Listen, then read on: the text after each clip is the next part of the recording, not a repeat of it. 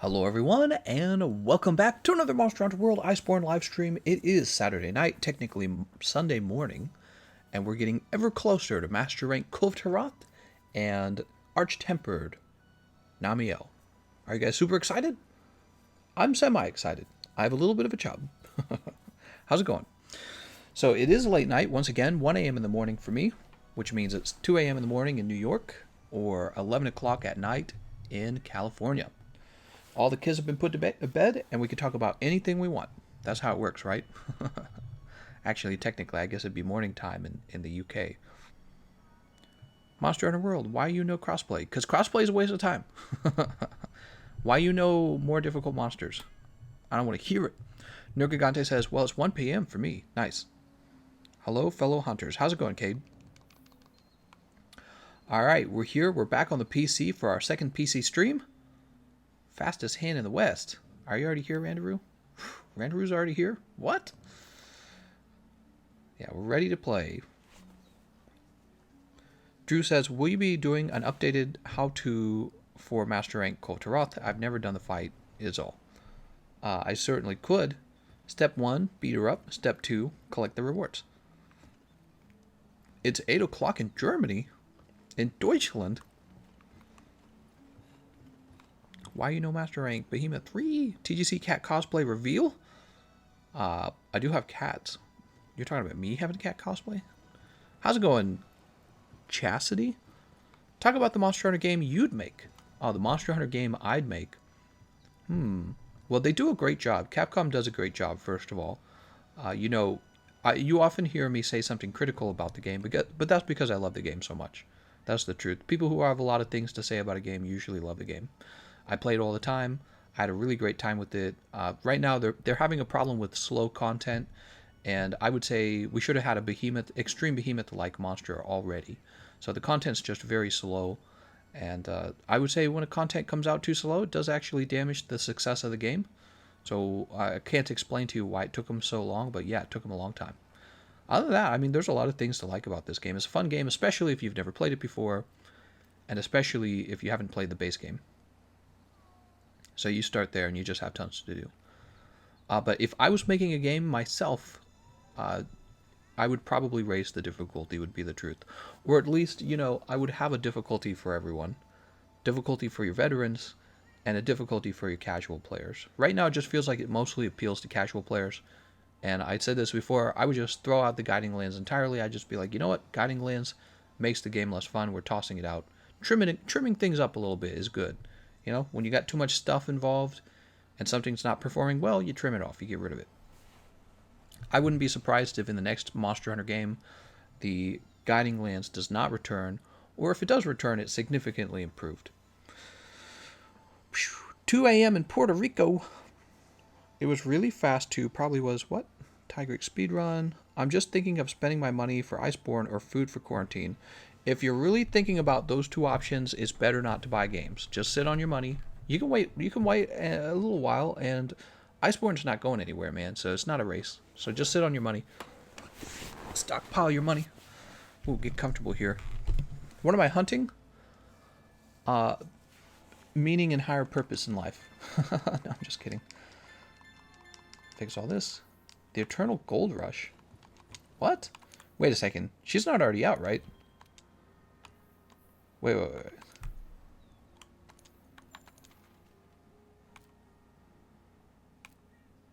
The Eternal Gold Rush? What is the Eternal Gold Rush?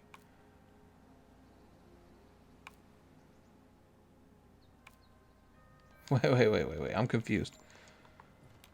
I saw it said Eternal Gold Rush added. I don't understand. The Guiding Lands is just a test for the next Monster Hunter game, which will be one big map. Maybe. I could see that happening. Whoa, what? The Eternal Gold Rush is Kulv. Did it already come out? Yo, did it come out yesterday? She's out on the 23rd. Okay. Dude. Howitzer says we don't need crossplay, we need cross-save. That would be nice. Yeah, that'd be nice.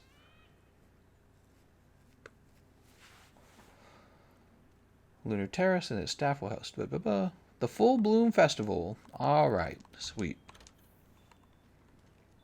Out on the 23rd. Sounds good. Any other interesting event quests? I mean, I'll do them. Let's see what we got.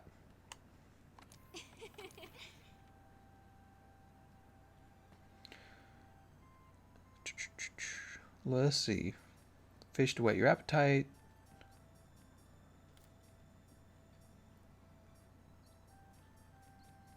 These all look the same. God damn it, stop it. Shocking climax. Jesus. Alright, so let's see. Dotagama says, I don't even know what day it is anymore. Yeah. You know what my wife and I did? We took a huge risk. We went to Taco Bell. We got some Taco Bell today. Instant coronavirus. Coronavirus. Oh man, I've been learning more and more about coronavirus. It does not sound... I mean, I'm sure plenty of people just get it and just move on. It's not like a problem for them, but... talking about like coronavirus leaving brain damage on you, which is why some of the early signs of coronavirus is a loss of smell and taste. It's because it's affecting you neurologically. Oh man, so much stuff. You can't listen to the news too long, guys. It's like depressing.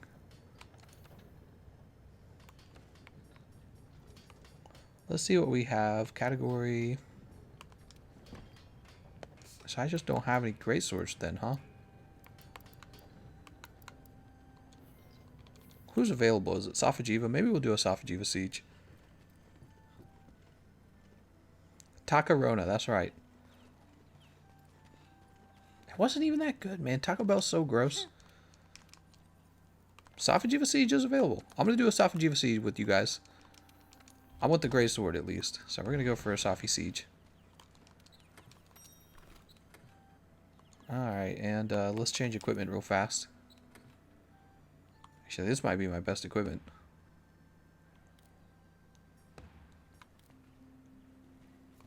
Let's just see if we can fit in.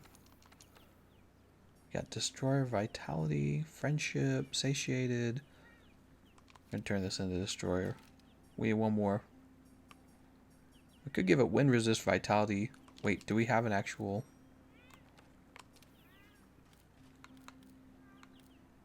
Man, I'm feeling a little tired tonight. Holy cow. Okay, I have another one, so we're good. Cool. Okay, so we lose a level of free meal. Can we trade that out anywhere? Not really. I'm okay with that. You know, this is the PC. I have like the ability to mod in items. It's not a big deal.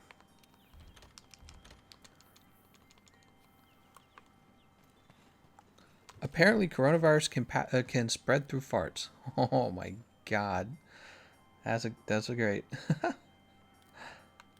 How many people we got in here? Oh damn, we got some room for more people. Where's everyone? God, we gotta have more people, guys.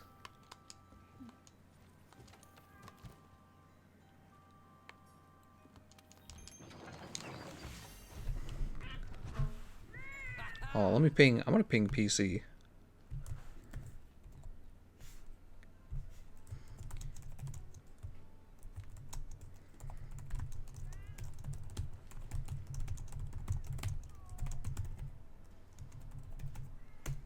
Alright, I just pinged. I just pinged PC. Gotta wear an ass mask. That's right, Dr. Bad Touch. Very important. I think they were talking about whether or not it would be able to spread in sewage. I remember that. So if you're saying that it can pass through farts, that's not surprising at all. You ever gonna do that insect glaive guide? Am I ever gonna do that insect glaive guide? That is a good question. Me too. I miss my homies. I want to play Safi on PC. Haven't played it yet. PS4. Alright guys, I pinged PC. If they don't get their freaking booties in, I'm gonna freak out. No, I'm not gonna freak out. I'm fine. What do you guys want to talk about? I call this the chat time live stream, so we can talk about anything you guys feel like talking about. It doesn't always have to be so political or you know, philosophical or anything like that. We can talk about pretty normal stuff too. Whatever you guys want. We can talk about Monster Hunter. We can talk about movies and art. Talking about a little bit of movies, and I was trashing them a little bit and saying, "Oh, they all suck. I hate them." Just grab him by the head. Such a pretty dress your character has. Oh, thank you. I try.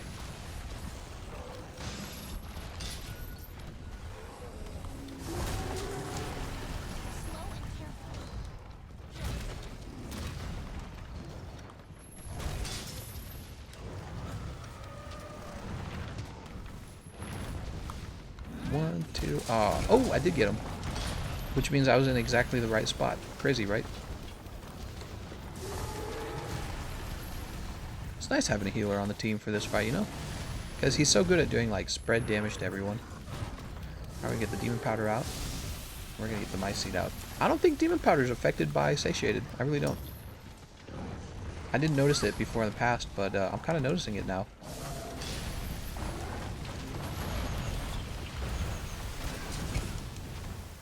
What's your favorite SCP? I don't know what an SCP is.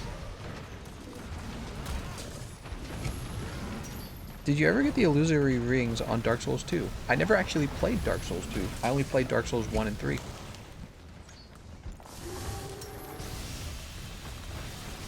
I'm not using it. There we go. I would love to play right now, but as soon as I beat Xeno, my PlayStation went into a boot. Ooh. Oh, that sucks, man. What's your favorite chips flavor? Ooh, great question. I like spicy Cheetos. I'm the spicy Cheetos girl in the back of the class. But that's a fact. If I had to pick a chip, it would be a spicy Cheeto. I love the jalapeno Cheetos too. Those are really good. Chips have flavors? Yeah, chips have tons of flavors. I mean, basically all a chip is a thin wafer covered in seasoning, so chips are like all flavor. What was the last movie you actually liked? Oh, great question. Give me a second to think about it. I remember watching Rashomon a long time ago. That was pretty cool. That was a really old movie that talked about Japanese. It didn't talk about Japanese filmmaking, but it was a movie that was made in Japan, and they were experimenting back then with movie making. So, and they were experimenting and trying out all kinds of new ideas in the movie, and it was really influential. So that was pretty cool. I really enjoy 12 Angry Men. If you want to talk about classic movies, I enjoy. You know, I enjoyed epic movies like Harry Potter, Lord of the Rings, Star Wars. Those are all pretty cool. Although I really dislike what Disney did with Star Wars. It makes me not want to watch it. Oh, snap. In fact, I didn't watch it. I haven't watched the last episode, and I'm happy with it. I'm probably never going to watch it. No interest. Nice job, nice job. 2, 3, 4. 1, 2, 3, 4, 5. Excellent. He's got to stand up now. Oh, and there he goes. I like the Flaming Hot Cheetos as well. They're great. Who doesn't like Flaming Hot Cheetos? Good job, guys. Thanks, Serious Handler. Here, let's go ahead and heal. No, not... God, why does it keep doing that? I wonder if my controller's breaking. Go ahead and give these guys another heal. Best anime is SpongeBob. Favorite anime? I did watch Full Metal Alchemist, and I remember really enjoying it and actually wanting to watch the next episode after the next episode. So that was just a really well-made anime. And that's why it's so mainstream, I'm sure. Didn't really like anything else other than that. Never really got into anime. Maybe Pokemon. But that's totally different. I was a little kid, and Pokemon was a totally different thing back then. You know. I remember Pokemon as a kid. They had like these little rice food or whatever that I'd never seen before because we didn't eat Japanese food in America, right? There was no internet, no knowledge of that, and I was like, what is that thing they're eating? It looked like a donut or a pizza or something like that. But you knew it wasn't. It's like you knew they were eating something you've never heard of before, and you thought maybe it was just this made-up thing that's only in Pokemon, but no, it's actually Japanese food. So, yeah, as a kid, probably Pokemon, and then as an adult, you know, probably Full Metal Alchemist. Oh god, this guy's gonna interrupt me, isn't he? Oh god. There it goes. No point in trying, man. Instant flinch. Using the hammer, but you're gonna flinch all day. How did that not grab? I don't understand. Obviously never saw JoJo. Actually, no, my wife and I, we watched like the first season of JoJo. We thought it was okay. We started the second season. But we never continued it after that. It just, it didn't hold our attention. We got bored of it. I'm pretty boring, guys. I watch the news. In fact, before this live stream, I finished watching about an hour of news with my wife, and then she fell asleep. So I was like, alright, time to stream. But yeah, favorite movie is hard to say, man. I really did like Lord of the Rings, the original trilogy. I thought that was really well made back then for its time. Really cool. Lord of the Rings was cool. What else was really good? I actually enjoyed the movie 300. I thought that was neat too.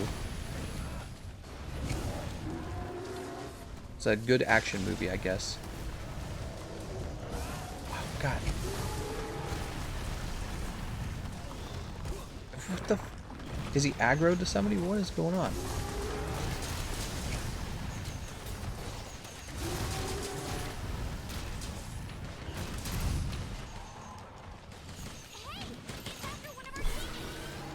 Let's go ahead and buff everyone.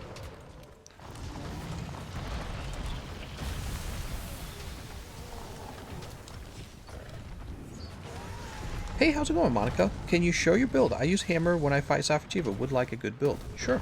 Well, this build's not super good. It's sort of the build that I put together because I don't have a lot.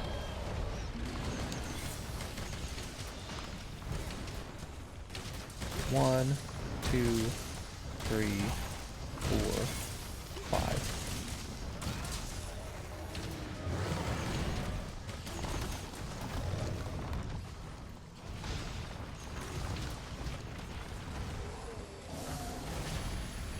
God, dude. Alright, I give up. Let's go ahead and heal.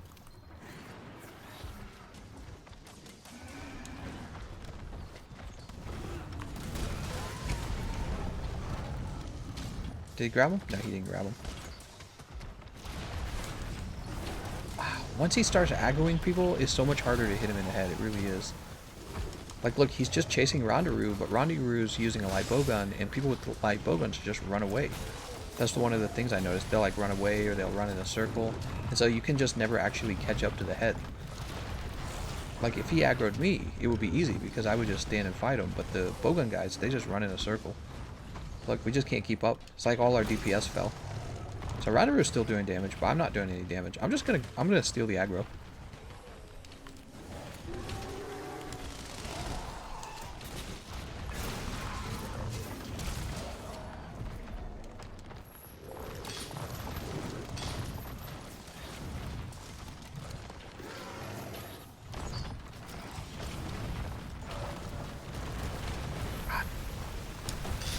I hate the ring move, dude.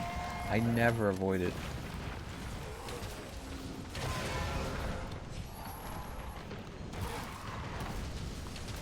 One, two. Wow, I still miss.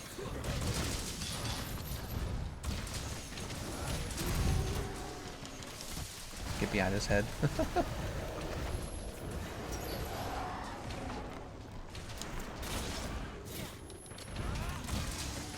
Probably have less, so it's okay. No problem, Monica. Yeah, I'll show you the build. Try to run over here.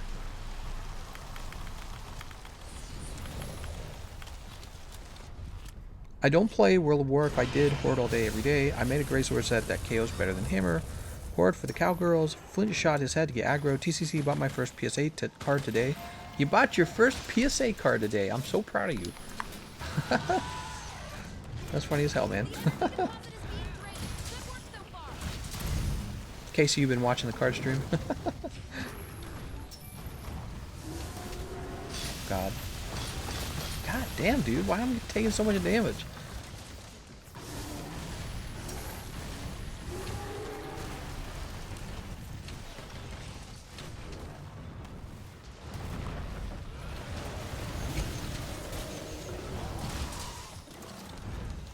Like, the only time I get to hit him is when we grab onto him. Nice, that's going to be another. I did not expect the ledge to be there. Dude, what the f... Head's broken anyways, it doesn't even matter. Alright, we're good. I'm going to move on to another part of his body.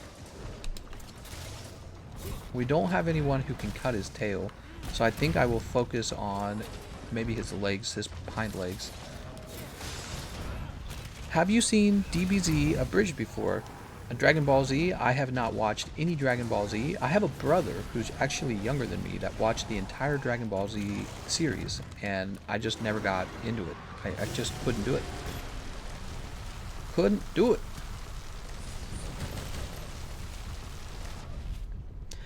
Devin says, made a new character and made her a clone of Sirius Handler. Oh, that's cool. I think I want to go ahead and head out with my Farcaster. We're going to pick up some fresh items. Right over here.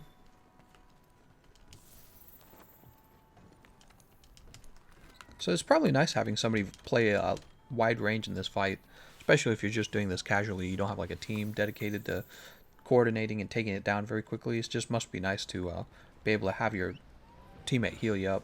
Like right now, you can see everyone's kind of low. No, come on, man. I don't want that. I want the Mega Potion. It keeps doing that. It's so weird.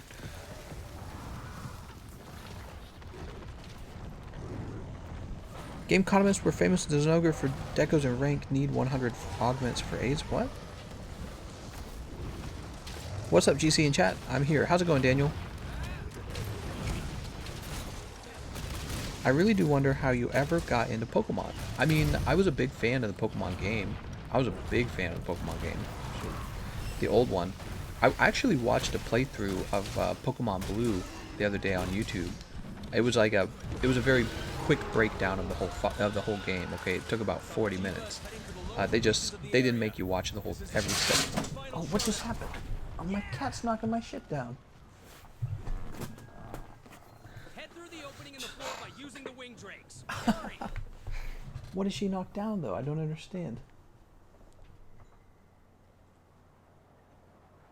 Give me a moment, guys.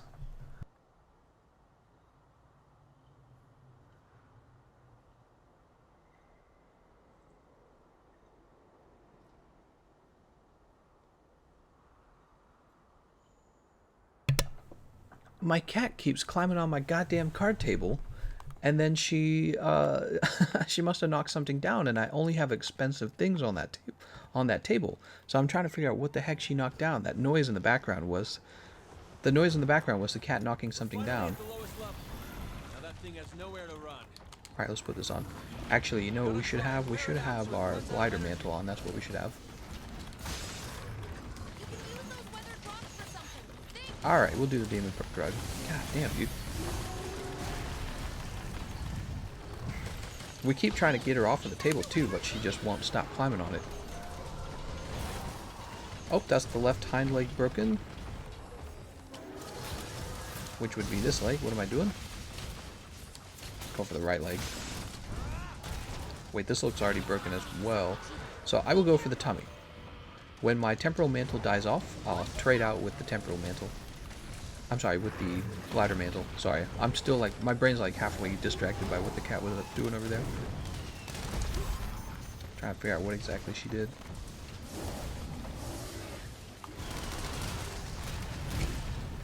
Did I hit him in the chest?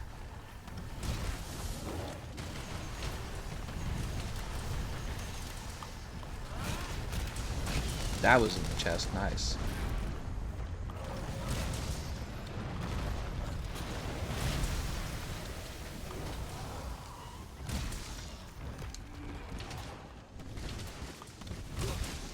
Oh.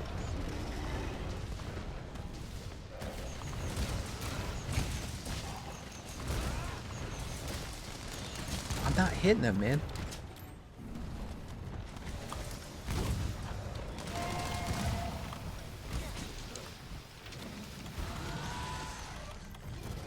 There's a ton of energy here. See if you can force it to receive all of the energy in this area. 2.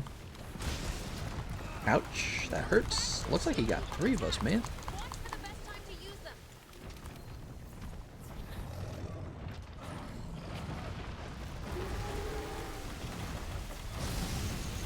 Alright, let's see what you guys are saying. Cats are the definition of frick you. Hey, what's up, GC? How's it going, KSJ? Can you break the tail instead of cutting it? No, you do have to cut it. But what you can do is you can bring down the part break value of the tail all the way down to 0. And then what you can do is use like a boomerang to cut it. Or if one person on your team has sever, they can cut it.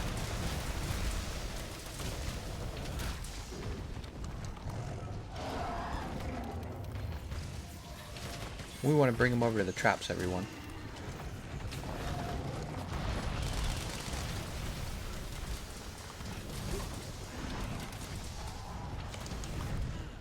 Oh, he wind pressured me. Nice job.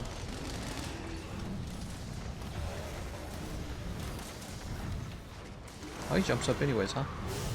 That's fine.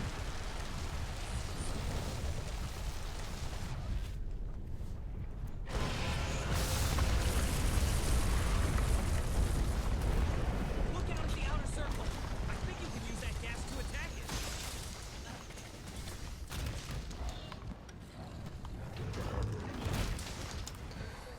Okay, so I'm going to go ahead and jump back and grab the glider mantle now. We're going to get one mount on him. Too bad our teammates can't cut the tail. I mean, technically the bow could cut the tail with the dragon piercer. Bomb only Safi when? See, what did we use last? I'm just going to give this up. We're going to trade this out with glider mantle.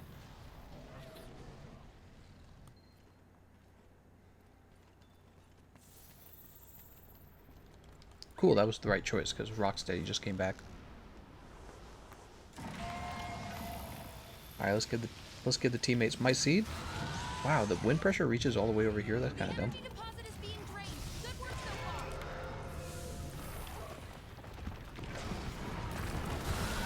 far. Jesus. Alright, and he's ready for the mount. So it's going to take a little bit to mount him because nobody built it up beforehand. But it is okay, we'll get it. At this point, they need to target him in his chest. Maybe you can use them somehow.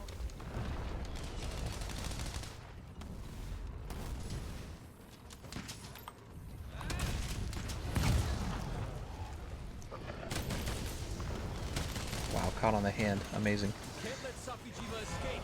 Keep on the offensive. Nice, nice, nice, nice. Nice.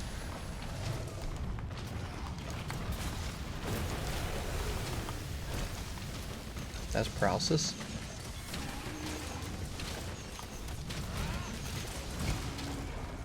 That's another 500. It should definitely break. Because I was doing some damage earlier.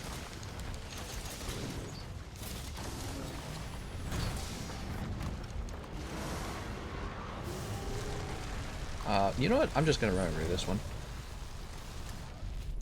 That was less confusing. Meadow died. Oh, now would be a terrible time to mount him, right? But how much of the mantle do we have left? So you guys don't want to keep shooting him unless you're going to shoot the tail because there's no point. Randaru, there's no point in attacking him. We've got the head broke. We've got the wings broken. I assume the arms are broken. Are the arms not broken? Maybe the arms aren't broken. I can soften the tail for you guys. Good job, guys. The energy deposit is almost exhausted. He's gone. He's out of here for sure. Look at this. We should have targeted the chest more, guys. Randaru, if you don't know this, you can't break the chest when he's not on the other hand, maybe you guys are just trying to kill him.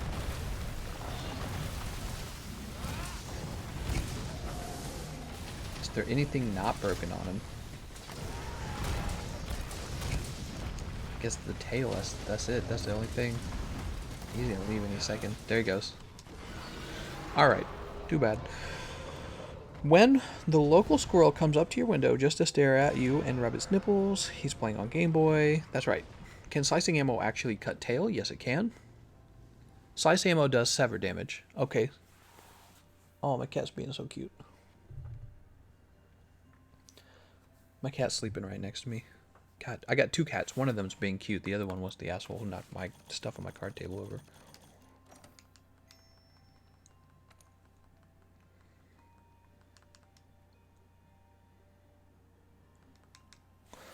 Alright, let's go ahead and get another run set up.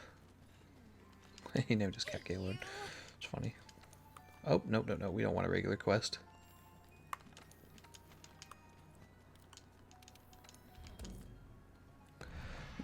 I sound different. I probably sound tired. I'm a little sleepy, actually. So I'm not talking quite as fast as I sometimes do. Sometimes I talk really fast. Like, I feel it, but it's like I don't want to stop. It just feels good. Randaru says, my whole ordeal is carrying people to Safi role in your Discord. I do know how to break parts. Brian says, try setting box next to your table as cat trap. What breed is your cat? One of them's a blue-mitted... I can't remember what it's called. And the other one's probably just a common short hair cat. Meadow says, damn tail wouldn't come off with Pierce. Well, you don't, Meadow, you don't have to do only Pierce damage to it. You can use all your bow's regular moves and then try to break it later.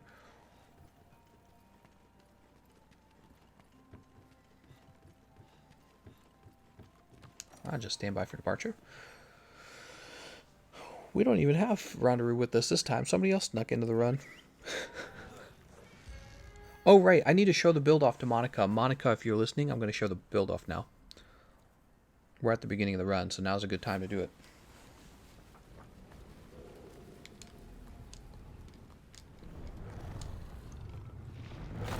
Come on, somebody's not pushing start.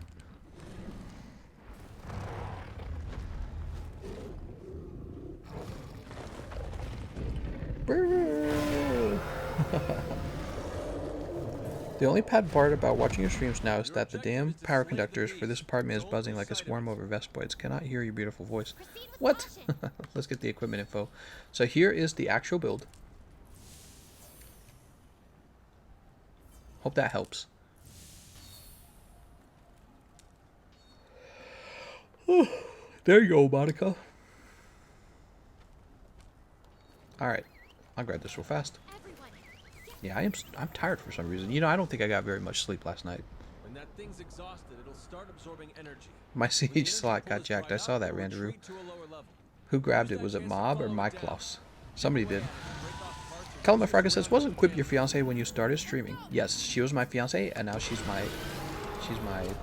I was gonna say something about it. I decided to just be normal. I was gonna say something edgy. We were engaged, and now we're married. Wow. What a wild world. Does the EI slash get affected by evade window? Great question. Probably. Probably it does. Oh my god, that was way too early. I'm so dumb.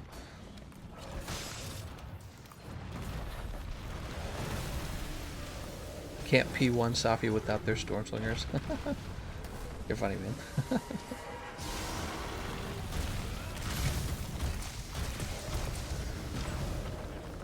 I threw Mob up in the air.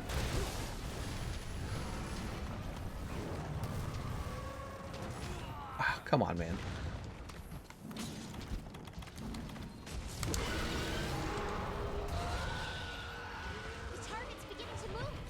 The target's beginning to move. Yeah, I feel... I definitely feel tired. What time is it? It's 1:44? Normally I stay up much later than that.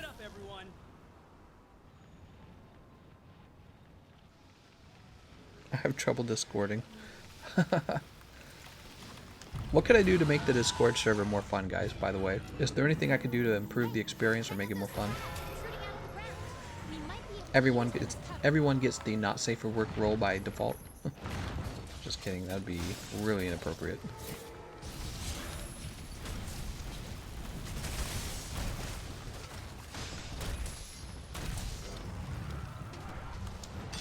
Oh, still got hit. Come on, dude. Hey, it's after one of our teammates. Watch yourself. Boop. What console is he playing on? Is Monster Hunter World cross-platform?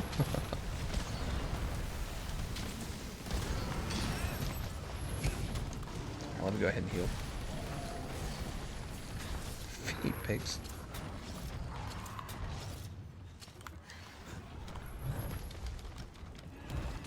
Oh my god, dude. He's so annoying once he starts grabbing aggro because he just follows the guy with the aggro so much. You never attack his head and tail because inevitably... Oh, I don't even know if he's aggroed. Maybe he's just turning a lot. I'm just complaining, guys. What's the Discord? Says Frozen Frostbite. Oh, Discord's kind of like... Discord's like Skype, but better, basically. And you can have like a server that you host. So our server just broke 30,000 people. And you're welcome to join it. It's quite large, actually. I think it's maybe one of the largest Monster Hunter servers out there. Never expected it to do so well. Speaking of yellow name, I would have had that long time ago if I didn't diddly fiddly do a ding. What?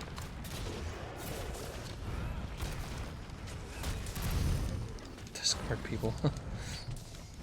I like Discord. I'm a big fan. Discord's basically replaced Facebook for me. It's like Facebook. It's like Facebook but live. You know, it's like there all the time. Which new games are you waiting for? Definitely Elden Ring, as I've mentioned many times before. Big fan of From Software. Hold on. Oh, I didn't mean to finish that, actually.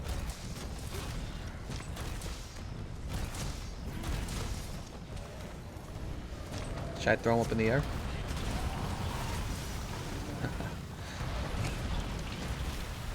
Hard to say, man.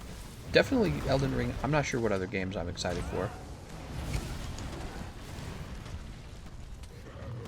Monster Hunter Universe. I'm excited for that. Give me Monster Hunter Universe. Wow, what is everyone focusing on?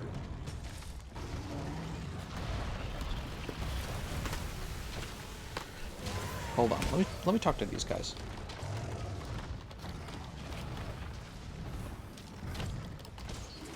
Oh, never mind.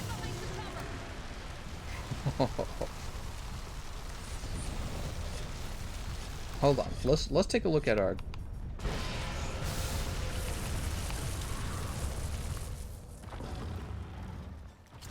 Oh, okay, the right foreleg hasn't been done. And neither has the left foreleg. I did not know that. Huh. Funny enough, we would still get more... We'd get the most points by breaking just the tail and the chest. Did you hear me, guys? The tail and the chest. If you break the tail, you will get more points than if you broke both arms together. But you guys are still so focused on the arms because you didn't do like the little math equation there. It's a very small one. 60 points for the tail versus 40 points for the arms, I believe.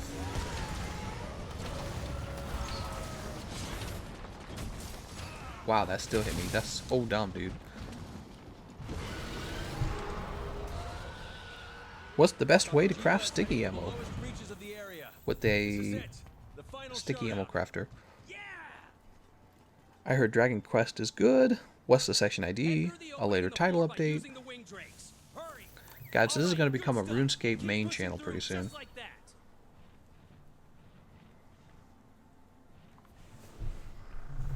Man, I feel like I'm playing this game on autopilot these days. I've just played it too much, guys. I've got to have something new to do in this game. Done it too many times. Easy mode. Oh god, I'm so tired of the tail swipe. Look at this. It's knocking everyone around. Let's make sure everyone has Mega Demon Drug, and then we'll give everyone Demon Powder. And now we'll give everyone Mice Seed. Alright, let's start beating them up.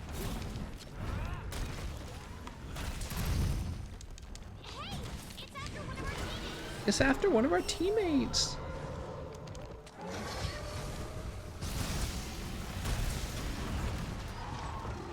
Play RuneScape while the Iron Man grind. What?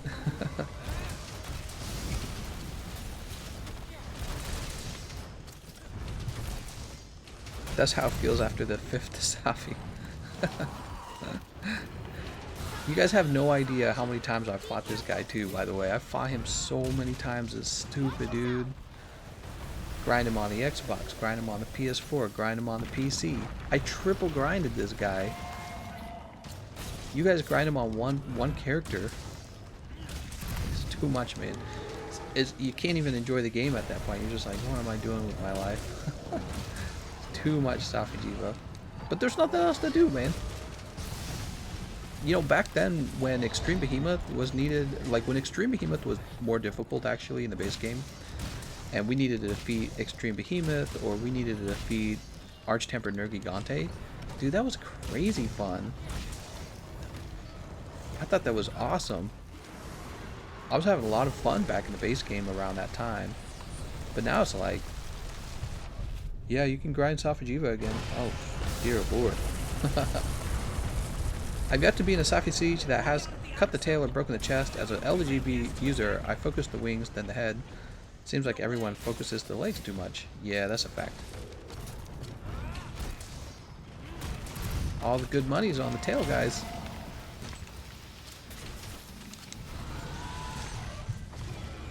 Need cross saves. I can completely agree with cross saves.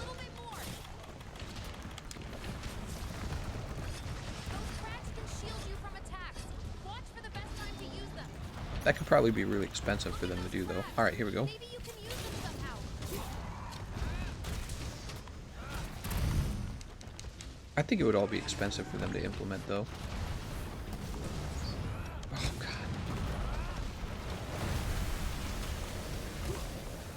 Wow, the hammer is just not as good at cutting the tail as the greatsword.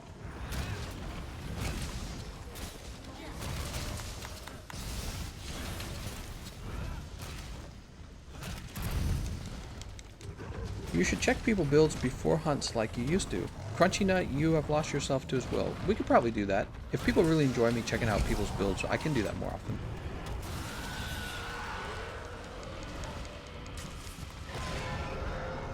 I'm using heavy bowgun because of your videos. Glad to hear that, man. Yeah, glad to hear I helped. You know, I've done a lot of guide videos in the past, and I've been thinking about trying out different styles of videos, maybe. I don't really know what, though. I've thought about maybe doing speedrun breakdowns, but I don't know if the speedrunners will appreciate it, or if they will be like, hey, you can't touch my content. Oh, man. I'm getting knocked around by his explosions. Also, I've thought about hosting a lot of live stream tournaments. Oh, we missed. I gotta say, you know, with the YouTube ad revenue thing going on, where you can like work your ass off and basically make nothing for it, it has really definitely killed all the motivation to work on regular content. That's why you guys haven't seen a lot of like videos from me. You haven't seen like a lot of edited videos. It's because you do a crazy amount of work on them and then you get paid nothing. It's tough, you know. It's tough because I do this as a main form of income, and editing, believe it or not, editing is a lot of work. It's a surprising amount of work. That's why everyone can't become like an easy YouTuber and just make a ton of money, because, you know, you actually do have to work pretty hard on the videos, and it's tough, man, finding out you get paid very little for them. It's like, well, what am I doing it all for? Maybe I got used to having the economy be good. Couldn't tell you. YouTube dream is dead. It's not dead. No, that's not true. That's not true. YouTube dream is not dead. It's just the economy is real bad right now, you know? So it's affecting everyone. It's not just affecting... Yeah, it affects a lot of people. So it's affecting my job right now. But yeah, it's still a lot of work. And you just kind of do all this editing. You're like, okay, I'm an editor. And then it's like, yeah, you're an editor who gets paid like you work at McDonald's. And it's like, oh man, I don't want to be an editor who gets paid like I work at McDonald's. It's not my dream. Put this on. Well, hopefully the economy picks up soon, though. You know what I mean? We'll have to see. We'll have to see. I heard there's all these promising drugs. They keep talking about, oh, we're gonna get a vaccine going when they're talking about coronavirus, but this is probably gonna be a while. I'll be okay. I just tell my wife to go to work every day. Oops, that's not the chest. Oops, that's me getting slammed against the wall. Yeah. Yeah, it's really affecting me. Income's way down on the YouTube channel, sadly. Made me realize how, you know, how dependent I was on YouTube revenue. And I'm actually in a job that is sensitive to... Oh, god damn it. I'm sensitive to when companies stop advertising. So I'm in a actually kind of an interesting field. I'm in advertising, if you can think of it that way, right? So I'm not directly in advertising, but I rely on it. So when companies decide no more ads, that's like saying no more YouTube pay either. Very interesting. We got you, mob.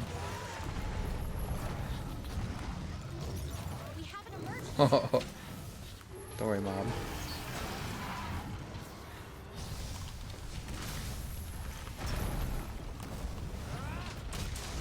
Really? We still miss. It's so hard to land this. I think that actually landed.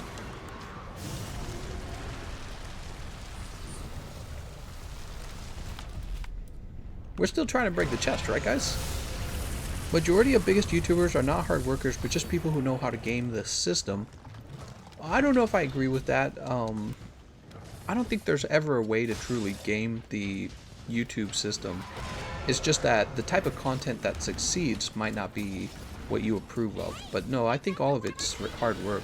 That's one of the reasons why I got into YouTube, is because I realized in the past I was like, oh man, you can't be a YouTuber, you just have to get lucky and become a pop star. But then I realized, wait a second, no, it's SEO, it's writing, it's editing, there's actually a lot of work and creativity involved. You can't just automatically succeed. And so when I realized that, that's when I decided, you know, I'll try my hand at YouTube. Maybe I'll be good at it. That's what I decided to make that choice, you know, that career choice. And it's been good, actually. You know, the pay is very fair, I would say. Yeah, I'd say the pay is very fair. Especially factoring everything in, like people's generosity with donations is actually quite fair. But I did not expect all this stuff with the economy falling. That's a new experience for me. That's something I didn't really think about back when I started. I was like, wait a second, your income's tied to how much companies spend on advertisement. God, I get hit by that move every time when I'm going for the chest. It's too fast. Am I really out of this? Alright, let's go back and get some more. Chest broken. Nice job, everyone. Oh, and he's dead. I don't have to go back. Shadow says, hey, remember when you said that all grind Safi with one character? Well, about that. Can we come to the topic of how there's more than one cocoon in the area? And oh, cocoon. Yeah, I noticed that as well. That's something people noticed right away, actually. 3 words. Procedurally generated cartoons. How much does a video make on average? Well, it really depends, Steven. You know, I want to say videos that trend do better than videos that don't trend. You know what I mean? So imagine it like this. Suppose you had 1 million videos and they each earned 1 view. That would technically be 1 million views. But YouTube does not give you the sort of ad revenue of 1 million views. Now imagine you had one video and this one video got 1 million views. YouTube gives you quite a lot of money for that. So the overall success of the video is important, but then also it's not about just how much one video makes. It's about how much all of your videos make combined as well. So if you have like me, like 800 videos together, they all give you a little bit of ad revenue and it kind of all adds up in the end. So if you have a lot of useful guides or you have a lot of useful commentaries that people like to watch, binge watch, it all kind of adds up. But if you want to know how much a video can make, you know, well, honestly, videos right now are just doing real poorly, but it can easily hit $100. One video can. It used to easily hit $100. I would say now videos are hitting around $20 to $50, which is really low actually for the amount of effort you can put into them. So check my YouTube channel. I haven't posted anything for 10 days. It's just actually not worth all the effort at this point. Maybe I'll post some more videos soon, especially with Master Rank Cove to Roth, but yeah, I don't know what to say. The pace is so bad right now. It makes you wonder, like, well, I'd rather go exercising. Even I'd rather go for a walk. It's interesting because it's a relevant thing to think about for raising taxes on people. When you raise taxes on people and they earn less money, one of the decisions they might make is to just not work as much. Isn't that funny? Did you think about that? When you lower how much money people make because you raise taxes on them, they actually might just choose to work less, and that's going to affect the productivity of the economy. Well, right now I can work as hard as I used to work, but I earn $3 to when I used to make $10. So if I made $10 in the past on something, today I make about $3 on the same thing. So it's just kind of like, I don't know if I care about the work as much. And yeah, it's definitely an interesting thing to experience. I think it'll return. I think that ads will return as the economy picks up again. So, but for now, I'm not going to go like super hard. I don't want to wear out, I don't want to feel worn out working on this just so that I can earn like bad ad revenue. Let's see what you guys are saying. My ultimate plan to make a million videos and watch them all at once sounds like a dud. Twitch? No, actually, we do very well here on our YouTube live streams. I'm not going to swap over to Twitch. Agitator is a good skill to have now. Maximite got nerfed. I'm going to go to sleep. Good night, Dotogama. Irino, thank you. I'm not looking for that relationship. Are Greatsword, Hammer, Heavy Bowgun only suitable for hunting Safi? No, you can use any weapon you want, but Light Bowgun does the most. Randaru says, I'm too snobby and spiffy to kill Safijiva in multiple pursuits. Gonna stick to the chat. You can use any weapon to farm Safijiva, but it's important to go for the specific parts at a time. Is the 20 to 50 bucks like a monthly income per video, or how much the video makes over the life of the video? Well, that's a great question, Steven, because it varies greatly. Some videos have high rewatchability, and when a video has high rewatchability, over the course of its lifetime, it can earn quite a lot. It can earn even a few $100s. The vast majority of videos are not like that, though. For example, my latest video is what to expect from Kulv Taroth. It will do well for, until Kulv Taroth releases, and then that video just permanently stops earning. Like maybe it earns like a penny or two here and there, but it will make, it'll make a little bit of cash, and you can pump one of those out every day. And honestly, if the video is earning like $40, that's you working, really turning your wheels to make $40 a day, which to some people might be really good, but it's just like $40 is. Yeah, I know. I don't know. It's hard to explain. Yeah. Yeah, it's sad, man. I hope the economy recovers soon. Because it really does sabotage the motivation to work real hard. It's like, why am I working so hard to be paid so little? All right, well, let me tell you what. Let me change the style of the stream. We're going to be doing anything we want now.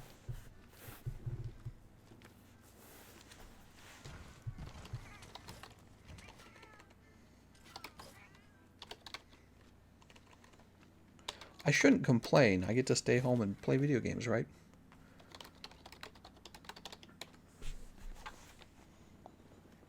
We did a round of Safijiva. Let's see what weapons I can pull out. All right, here we go. Hey, you.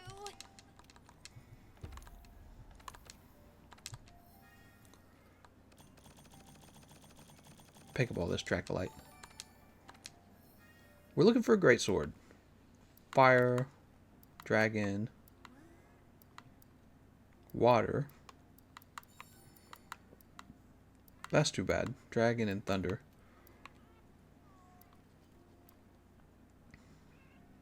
Here's Safi's Dreamhorn with this sleep on it. That's pretty cool, right? We'll just play that. Freeze cannon. Dragon ice paralysis.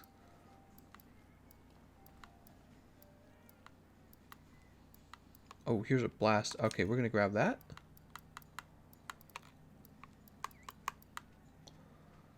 We'll go ahead and grab the Dreamhorn, and we will grab the Drake Shield, maybe? Ooh, it's hard to say. I don't know.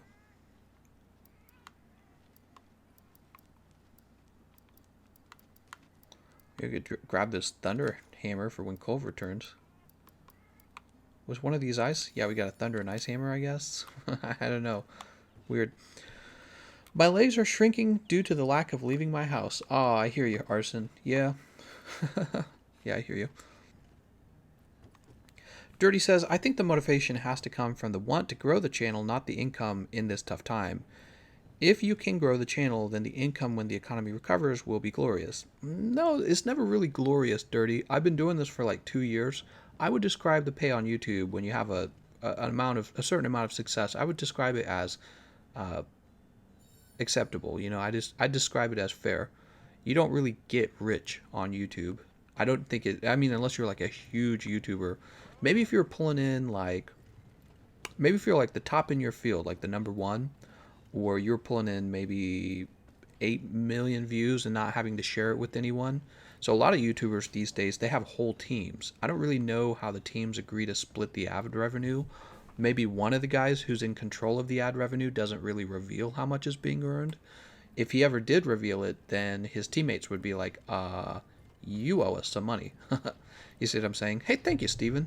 Not much, but have a beer on me. Cheers to better days and hoping the economy gets better. Thank you very much, man.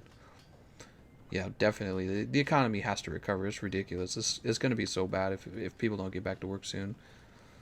But so when you have a channel that's being run by a team or a production team, I always wonder like, does the person who owned the channel make more money? Because right now, I basically do my whole channel by myself, and I have one editor, and he will do videos, and he basically gets all the ad revenue from that video, except I do a lot of the legwork because I do the commentary and the ideas myself. But I often wonder, like, people who have multiple like players and multiple commentators, multiple people producing the videos, do they split the ad revenue, or is it just like you find a bunch of volunteers who end up doing it for free and you just pocket it? Because that'd be crazy. You'd be making so much money if you did that. All right, let's go ahead and let's see what we can upgrade. What did we pick up? We picked up an insect glaive.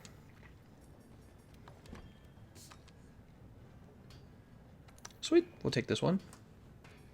We have Brachydios essence. Nah. Dude, you're still alive. It's like 4 a.m. here. Wild Simba says, lucky you, I'm an essential worker. I would love to be at home with my son more.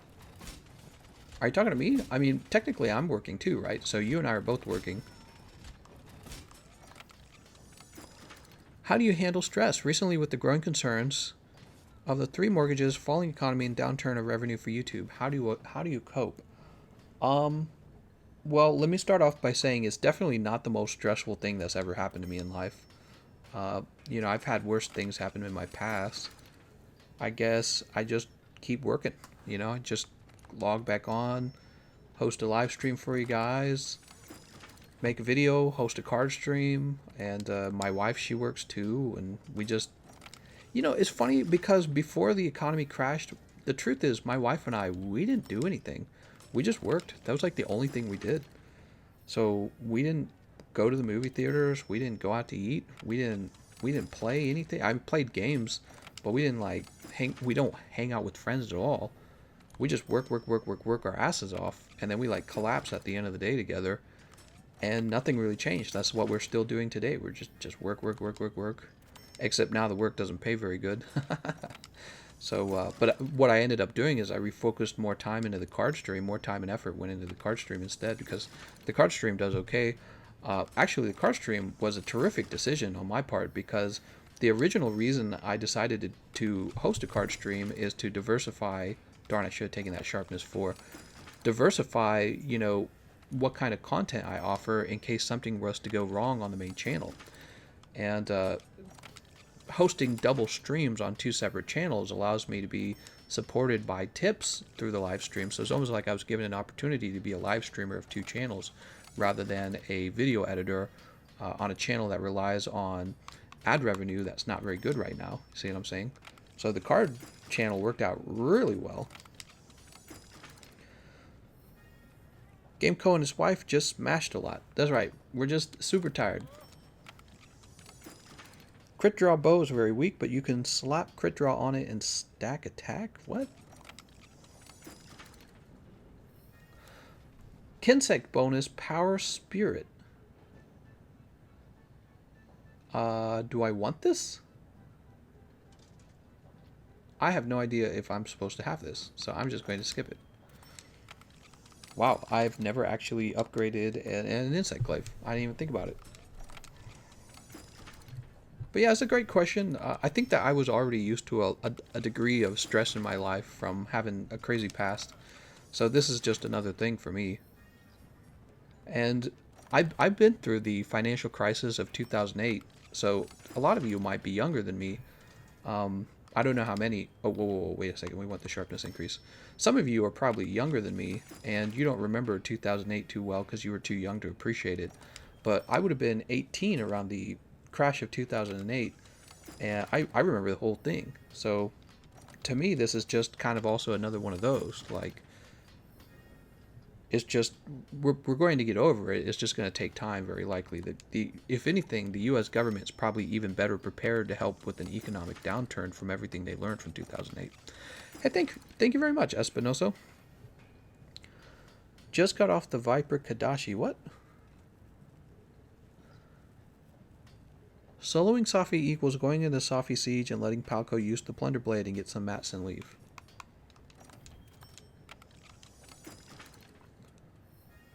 Oda Garen. We're going to keep the Tigrex Essence. I actually like that skill for wide range. Here's Sharpening. I was a sophomore in high school in 2008. Okay, so you're a little younger than me, but not too much younger. Yeah, you know, back then, I remember my dad always being a really crazy hard worker, and since I was homeschooled, he would actually take me with him to work sometimes. And my dad was basically a teacher. That was what he did. But he was a special kind of teacher that you don't really hear very often about. What happened was, he's an electrical engineer, but he would get hired by a company called Allen Bradley to teach engineers that they hired on how to perform something called instrumentation, and they would have to learn how to fix like these huge panels used for manufacturing. And so he would have, like, just like a professor at college, he would have like a bunch of desks set up in a room with a whiteboard, and he would spend his whole day teaching exactly like a professor how to fix these things to a bunch of engineers. And since I was homeschooled, I would get to go with him sometimes. He wouldn't do it all the time, but he would take his kids with him. And I think I got to go a lot just because I was like the oldest son. And so I would watch him teaching people, you know, how to do this, I guess, engineering stuff. Actually, a lot of it had to do with electrical gates. I don't know if you guys know what I'm referring to, but you know how Redstone has like certain gates like NAND and stuff like that? He was teaching them all that stuff. And it's funny, I had to learn it all again later when I did computer architecture. There's a class you take called architecture. And you had to learn all that stuff all over again. I was like, wait a second, this is what my dad was teaching when I was a kid. So that was pretty cool. And he worked so hard all the time. When 2008 rolled around, he had been with the company for 16 years. They still laid him off. They're like, here's your severance package, you're out of here. And it messed him up psychologically. I could tell it really messed him up. At that point, I was already having, kind of broken up with my family, but I know that he just kind of freaked out because he was so used to being a provider for a bunch of children, and nobody else was going to provide for the remaining kids. There were still a lot of young kids at home. So I heard he like went overboard and just kind of went crazy because he still had his home business, and he just kind of went crazy like operating the home business to compensate for all the missing income. Yeah, I think everyone back then was really uncertain. I heard people committed suicide in 2008 because they lost basically their entire life savings overnight. Some people, but we're in 2020. I think people will probably be smarter about it, honestly. Let's go to crafting. Uh-oh. Running low on these. Let's see. What are we going to run? What can we run?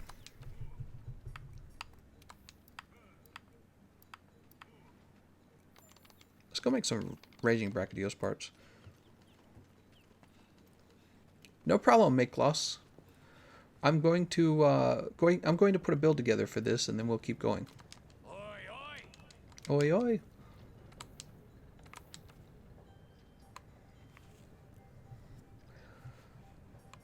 I don't have Raging.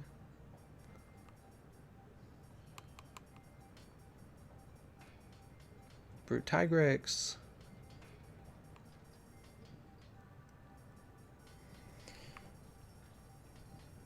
Where is it? Is it not even here at all? Have I never seen it? Is that what's going on here?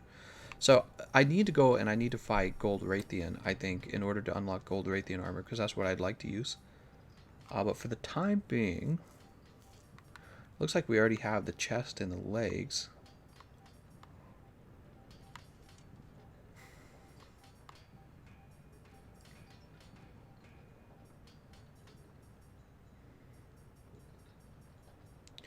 I think what we're going to do for the time being, we're going to hold on to this build. Hold on, let me do one thing. Wow, it feels like I have a bug on my back. What the hell?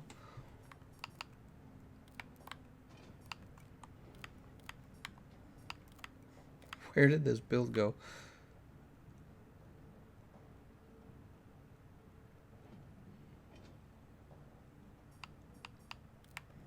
Wait, where did... Seriously though, where did I never save this build? It looks like I've never saved the hammer build. What the hell?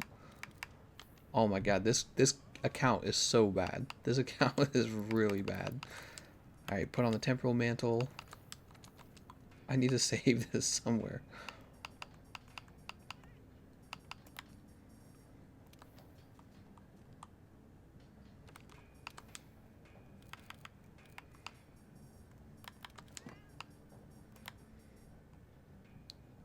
Oh, so weakness tenderizer. I gotcha. And then this can actually be the last level free meal.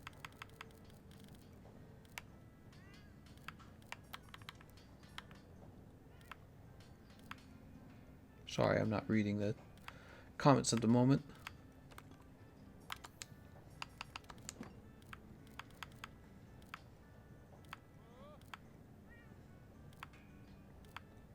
God, where is it? Oh, why is this designed so poorly? This is... Capcom gets an F on the design of this. This is absolutely ridiculous. I could have already had it if they just put it all in alphabetical order. It would have been so easy. Here it is. God damn, dude. God, that's so bad. Shockingly bad, the design. For a AAA game, shockingly bad. Alright.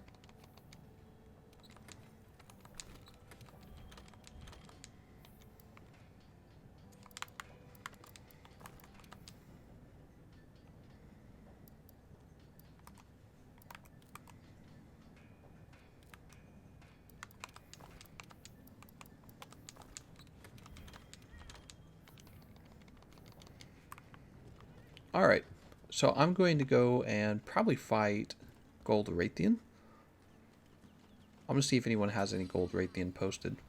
Looks like everyone's just standing here waiting to join.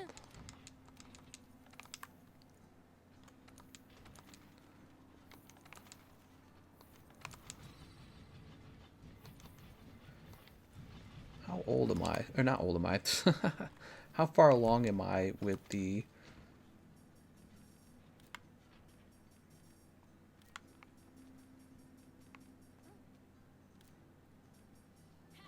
There it is, Gold Raytheon right there. The moon is a harsh queen. Huh, I'm gonna do it. I'm gonna farm some Gold Raytheon parts, because I don't think I've ever had any Gold Raytheon parts on this character. Okay, I'm sorry guys. I'm so disoriented tonight. I'm really not doing a good job of focusing. Cool guy says invest in Bitcoin. I probably won't actually. Bitcoin's okay. I really don't trust the future of Bitcoin. I'd rather, if I was going to buy something like Bitcoin, I would probably buy gold.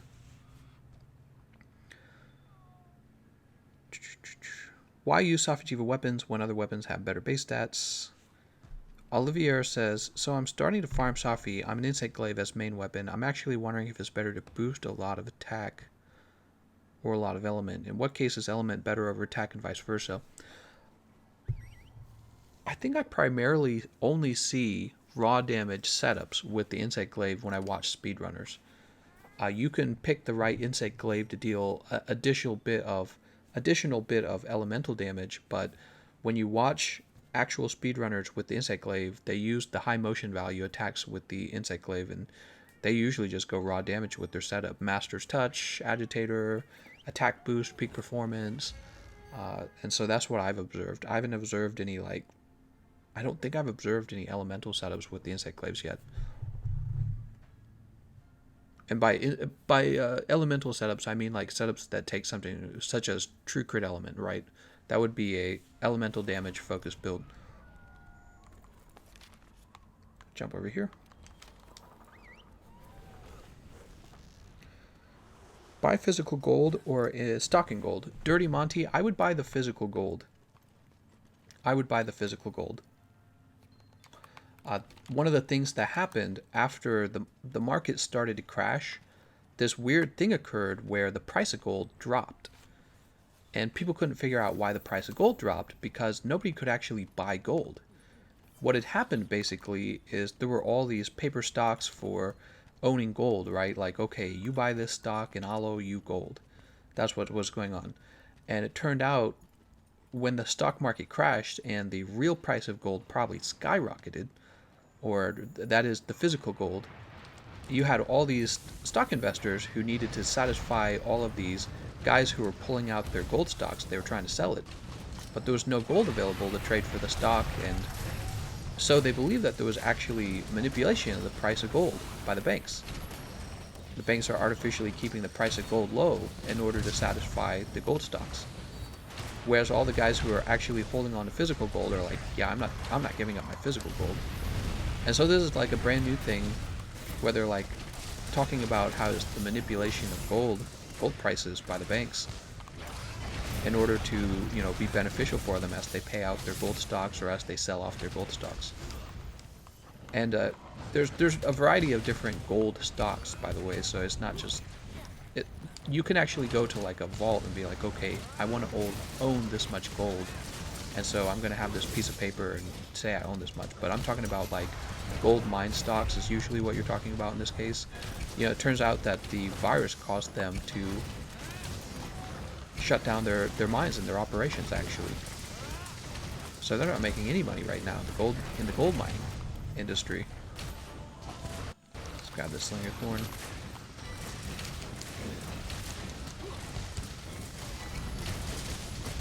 To get a mount on this guy, even though we're running max might. There it is.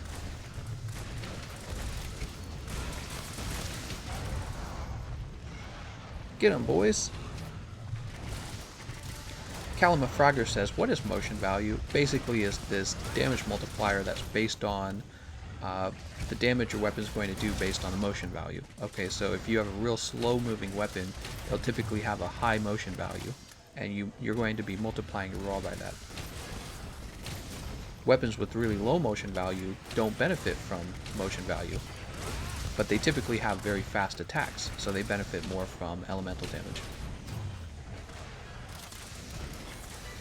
Where am I from? I'm from the United States, Missouri. Actually, I just met a guy in real life.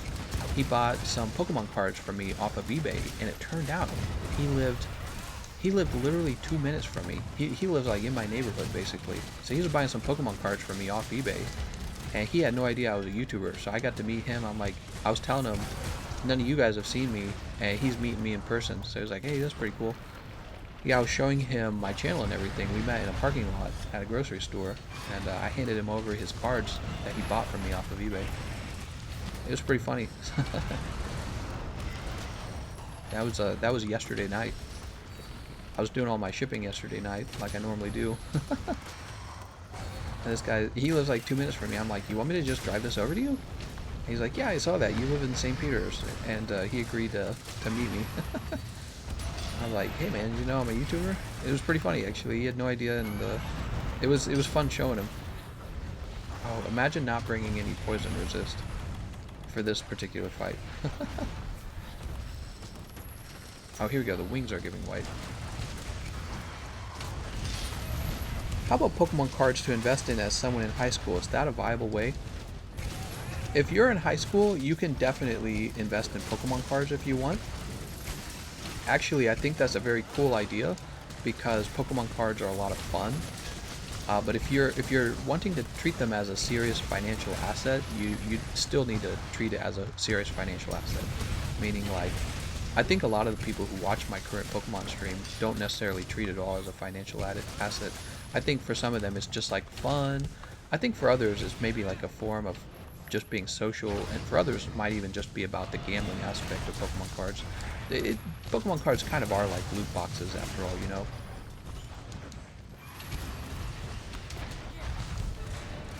Hold on, let's grab this guy.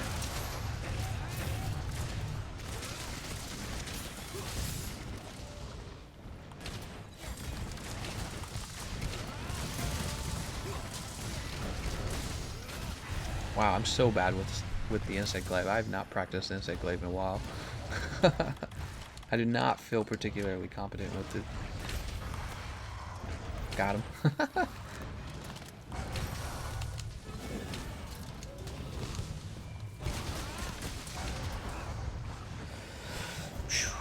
For a guy that played mostly heavy bowgun, what other weapon would you recommend? Because after a while, when I play really long, my fingers cramp because of spamming the R2 button.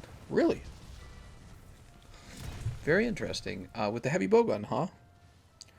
Well, if you're looking for a weapon that doesn't require quite as much button pressing, probably the greatsword requires the least amount of button presses, right? So the greatsword's a good option. You could do what I do. I have an Elite controller for the Xbox, and it comes with 4 paddles on the bottom, right? So it's a scuff controller. And what I can do when my hands get tired from playing games too much, I can kind of set it up so that I put important buttons down on the bottom of the controller. The scuff pads get used. And so different fingers are pushing the buttons now, and the fingers that normally have to do the work, they get to take a break. So that's what I learned to do. Back when I was farming Clove to Roth, that was actually really useful.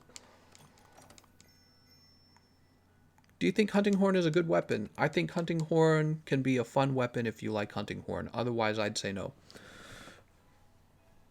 How are you this insane at the game? What? What are you talking about? I was playing like poo-poos there. I don't even know what you're talking about, man. I'm like half asleep right now. I feel like I'm just pressing buttons, to be honest. I'm not even thinking about half of what I'm doing.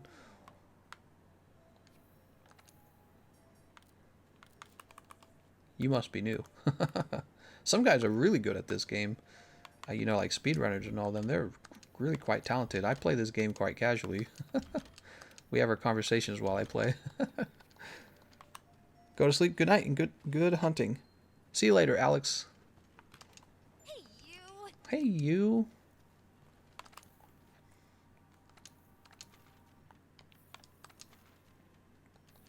Alright, so nobody has posted. I'm going to go ahead and post another Gold Raytheon.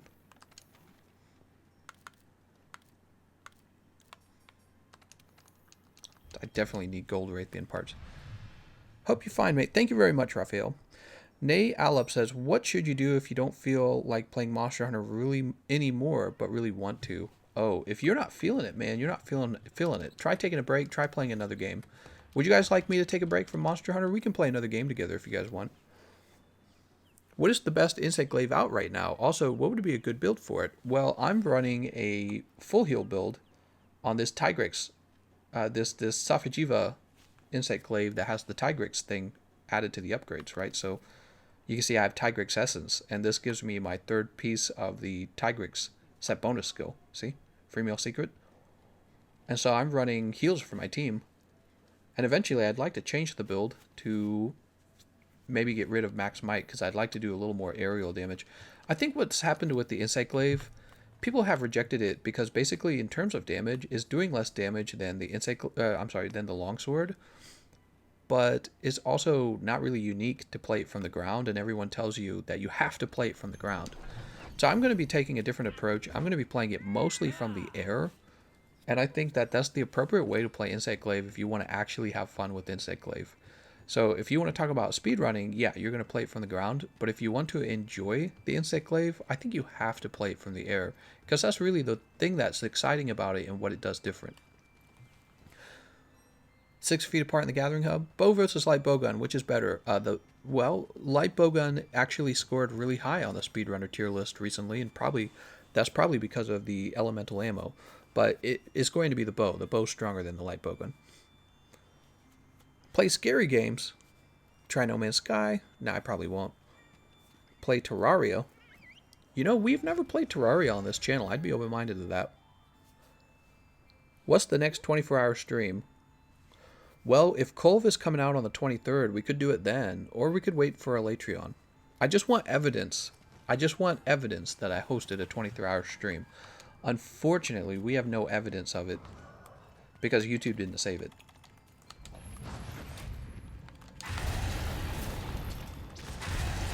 How are you? Hope Missouri is okay from Corona. The United States actually did pretty good with Corona.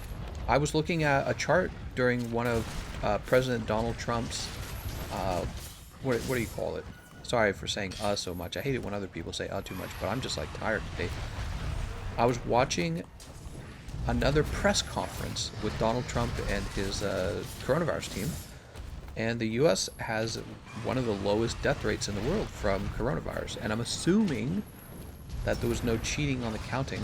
And actually, the reason that they brought the chart up wasn't even to point out that the U.S. was doing so well. I think the point of it was that China lied about their numbers, because they were showing the numbers reported by each country, and it was obvious that China's numbers were like so far different from everyone else's numbers that they had to have been lying or making up the numbers, right? Smashing that gold Raytheon so good. That's right. Come on, man. Please let me grab your tail. There we go. Alright, if everyone's here, why don't we go ahead and give everyone the buffs now. Demon Drug. And here's the Might Seed. There's white. And there's red.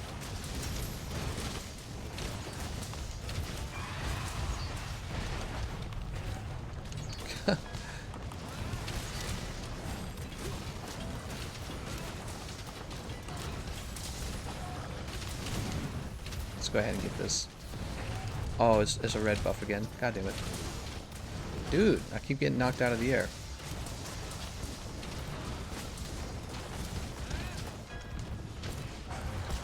I'll put on temporal. Aerial Insect Glaive can still take out most monsters sub 10 minutes, so you just have to make sure you're using your bug. The ailment powders really do make a difference. Going after that gold tail. That's right.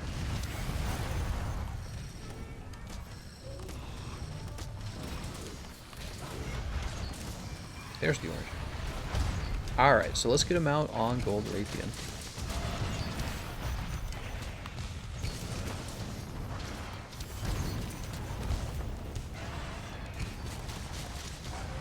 Very easy mount.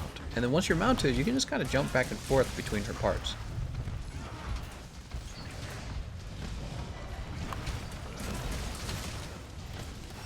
To be fair, everyone is just fluffing the numbers on the Rona. Yeah, but the death numbers are actually pretty hard to fake in a first world country. Okay, so when you lose a loved one, you can't lie about that. You know what I mean? The government can't hide it very well.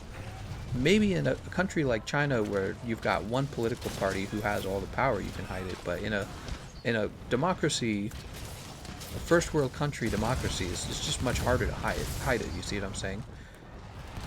And the USA actually ended up doing worse than Germany, but better than just about all the other countries, right? The main countries that were hit by the virus. And then China claims to have had almost basically no deaths. Comparatively almost no deaths per population or per capita or whatever. I'm sorry guys, I'm quite tired. I'm not speaking as elegantly as I would normally. Definitely gonna have to go to bed after this. What are you doing? Part's broken.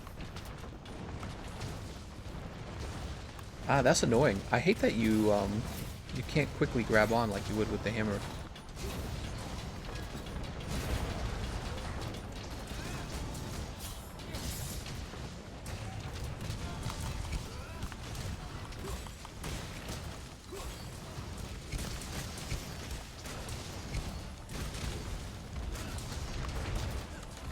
Oh, that's her roar. The U.S. has the highest number of cases. Trump wanted to be first on everything. I guess he won. Let's go ahead and... Oh, hold on. Let's go ahead and have the West Stone. My friend in Germany said they're going to be back to normal around May 1st or so. Oh, very good.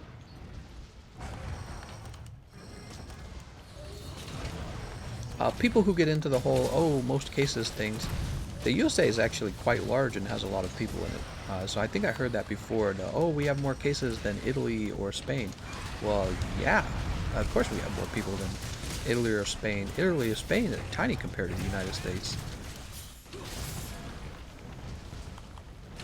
My friend in China, COVID makes you go missing. I think you might be right about that. I think you might go missing a little bit.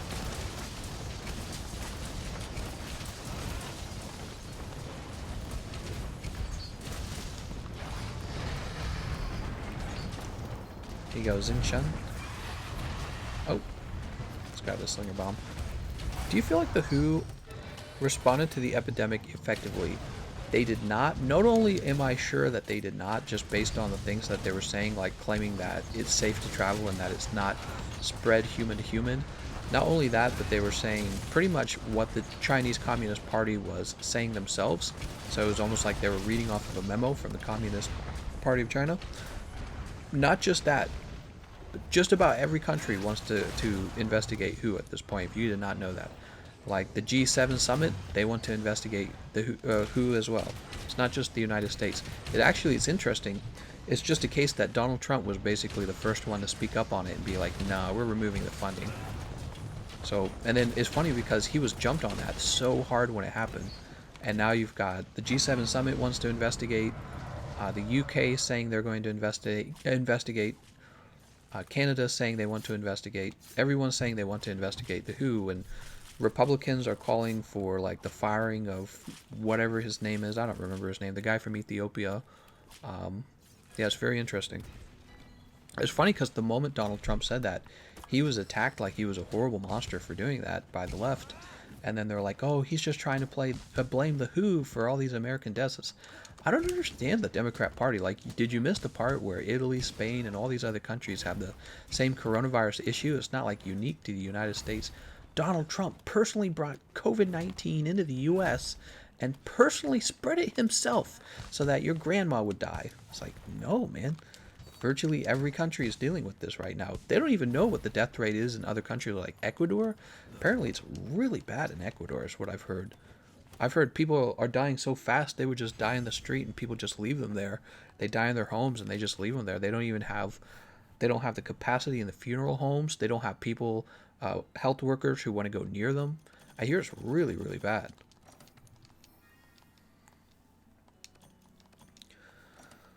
What games that you play other than Monster Hunter? What games do I play other than Monster Hunter? I definitely play Monster Hunter and lots of Monster Hunter.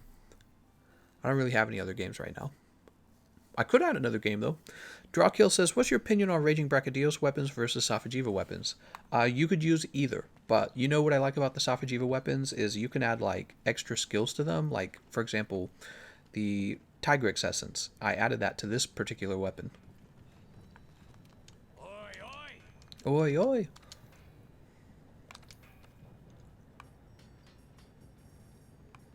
There it is. Here's the golden loon. So I'm looking to build this helmet and probably the chest or... Oh, look at this. Raytheon mantle. Damn it. This guy right here. Gold Raytheon Surge Spike. I need 2 of those. And Guiding Wasteland Crystal. Of course I need a Guiding Wasteland Crystal. Dude, that's dumb as hell, man. Dude, that's dumb as hell having to go into the guiding lands. It's the least fun aspect of the game, and you got to go in there or else you can't have your armor. Oh my god, man. You guys wouldn't even want to watch that if I went into the guiding lands. I'm just going to give up. I don't even care. I'm not even going to use gold Raytheon armor. Frick it. Frick gold Raytheon armor. Let's join somebody who needs help. Let's join them. Ode of Destruction. Nobody's posted, so I'm going to go ahead and post. Let's back out. I'm going to go ahead and post the big man himself.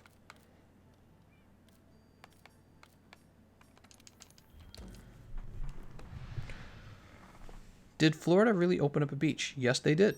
What build am I using? I'm using a Insect Glaive build. Try Dark Souls. I've played quite a lot of Dark Souls. Alright, let's read some comments. I didn't know that other countries wanted to investigate the WHO. Or investigate WHO too. Wow. Yeah, basically they all do at this point. Donald Trump was the first one to say it. He was the first one to be very vocal about it and withdraw funding. But basically all of the major first world countries who are losing, their citizens are dying to this virus. And apparently the United States is investigating China as well, or wants to investigate China for the original source of the virus, they believe it was not transmitted in a wet market. They believe it was transmitted in the Wuhan lab. What's your opinion on Raging Bracky? The issue with China isn't that they had been fluffing their numbers due to the mass numbers in hospitals. It is hard to do autopsies fast enough to get accurate numbers. No, there were actually so there were internal documents for the Communist Party that were leaked online that talks pretty specifically about them rejecting people into their country to investigate it, and it also talked about them not allowing hospitals or investigators or researchers in the medical fields to talk to the public about what their findings are. And then one person did try to talk about their findings, and that person did disappear. The police actually arrested him. So that's what happened. Also, there was the other guy who he was warning the Chinese government, the Communist Party, about human-to-human transmission and the risk of the disease, of the virus. And remember, they silenced him as well, and then he died later from it. All right, so they're just not being honest. Probably they don't want to be seen as incompetent the way the Russians didn't want to be seen incompetent with Chernobyl. And so they're trying to hide it and make it seem like, yeah, we got it under control, and yeah, you can trust us, and we're doing really well, and the other countries are not doing as well. Wow, they're the ones who planted the virus over here, blah, blah, blah, blah, blah. For a political party, it's all about basically controlling your population's beliefs and knowledge. And so what happens when you have something like a communist regime is they have to convince their people that we can have totalitarian power over you because you can trust us, and if the people didn't trust them, it would be hard to establish that and maintain it. The mobility defensively and offensively with the Glaive makes it my favorite to use. The WHO wasted millions of dollars over the years on expensive airline trips and hotel expenses. Yeah, so for those of you who didn't know, the WHO received in 2017 for the United States $400 million. And the UK, I believe, gave them $25 million. So the United States is the largest funder of WHO by far. I think I can't remember the amount we give. It's like almost a quarter of all of the support that the WHO receives. I believe about a quarter of it comes from the United States all by itself. And then I guess they're not even effective. Like, what was the point? What was the point if they're not even effective? What do I think about Texas reopening? I think that, I don't know, it's just going to be really tough. People have to work. Not everyone is lucky enough to be an essential worker. Not everyone had a bunch of money and saved up or anything like that. Some people are going to start running into a situation where they're losing their assets and they're not able to feed themselves even because they have no work. And all this for a virus that doesn't even kill everyone. It's bad. It's a really terrible virus, but it doesn't even kill everyone. It actually kills a pretty small number of the population, mostly the elderly or people with pre-existing conditions. I can't remember, where's the red? Is it on his arms? I feel like it's on his arms. So imagine being trapped in your house and you need to work and you're not allowed to, and it's all because a fraction of your society is dying from the disease. So some people are very upset. There's actually not riots, what are the words? There's big protests being hosted in states where the governors have not reopened the state because the people want to go back out and get to work and be able to pay their bills and feed their family. Oh, and I was reading about how, like, in places like India already, so the coronavirus is hitting all over the world, and especially in poor places, the problem is, wow, look how fast we cut that tail. That's crazy.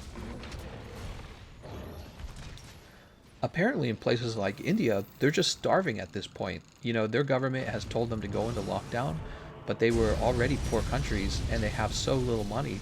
Uh-oh, did you guys not know about the comet? Maybe they didn't know about the comet.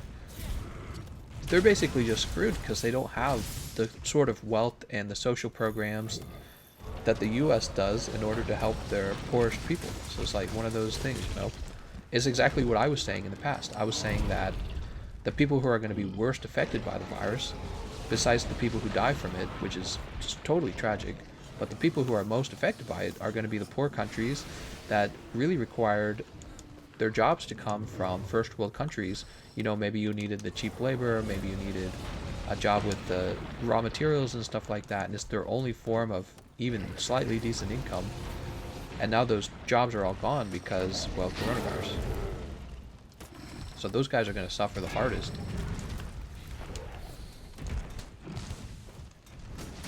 Boop, boop, boop, boop. Let's go ahead and roll away from that.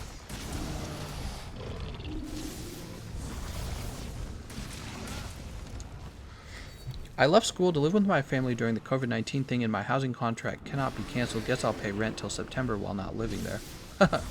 Oops. Yeah, seriously though. I guess that's how it works, man. A lot of people are mad about paying rent, but you realize when you agree to pay rent, it's not like the contract says, I agree to pay rent except for when it's difficult. One of the things that I feel that the coronavirus has shown us is that nobody has a rainy day fund. We all know we're supposed to have some savings, but people don't save enough to last, let's say, half a year. Like, do you have enough savings to exist for half a year? And it turns out, I think most people just really do not save that much, or maybe they're just not in a position to save that much. But it shows how fragile everyone is, including lots and lots and lots of companies who are probably going to reach a point where the government has to come and bail them out and buy their debt.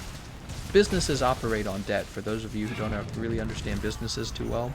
So, like, for example, you know, I have my little virtual card store going on right now. I pretty much just use my own money to buy, sell, and trade cards with you guys, and it's real fun, but I'm using my own money.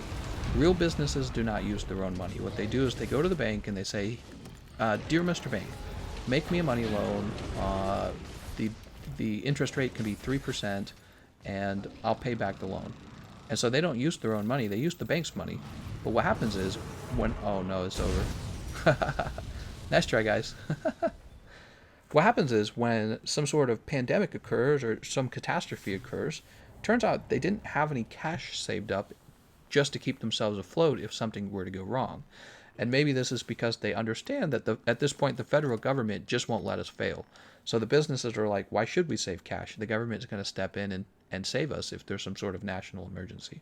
So it's a very interesting thing, but it shows you not just businesses, but also just families, you know, individuals. There's a lot of wealth in America and around the world, but nobody really saves up enough money to survive the next, let's say, 6 months. Nobody really does that. Even wealthy people, I don't think, do that very well. Not many of them. And I think it's a sign of significant weakness and that we should change it, definitely.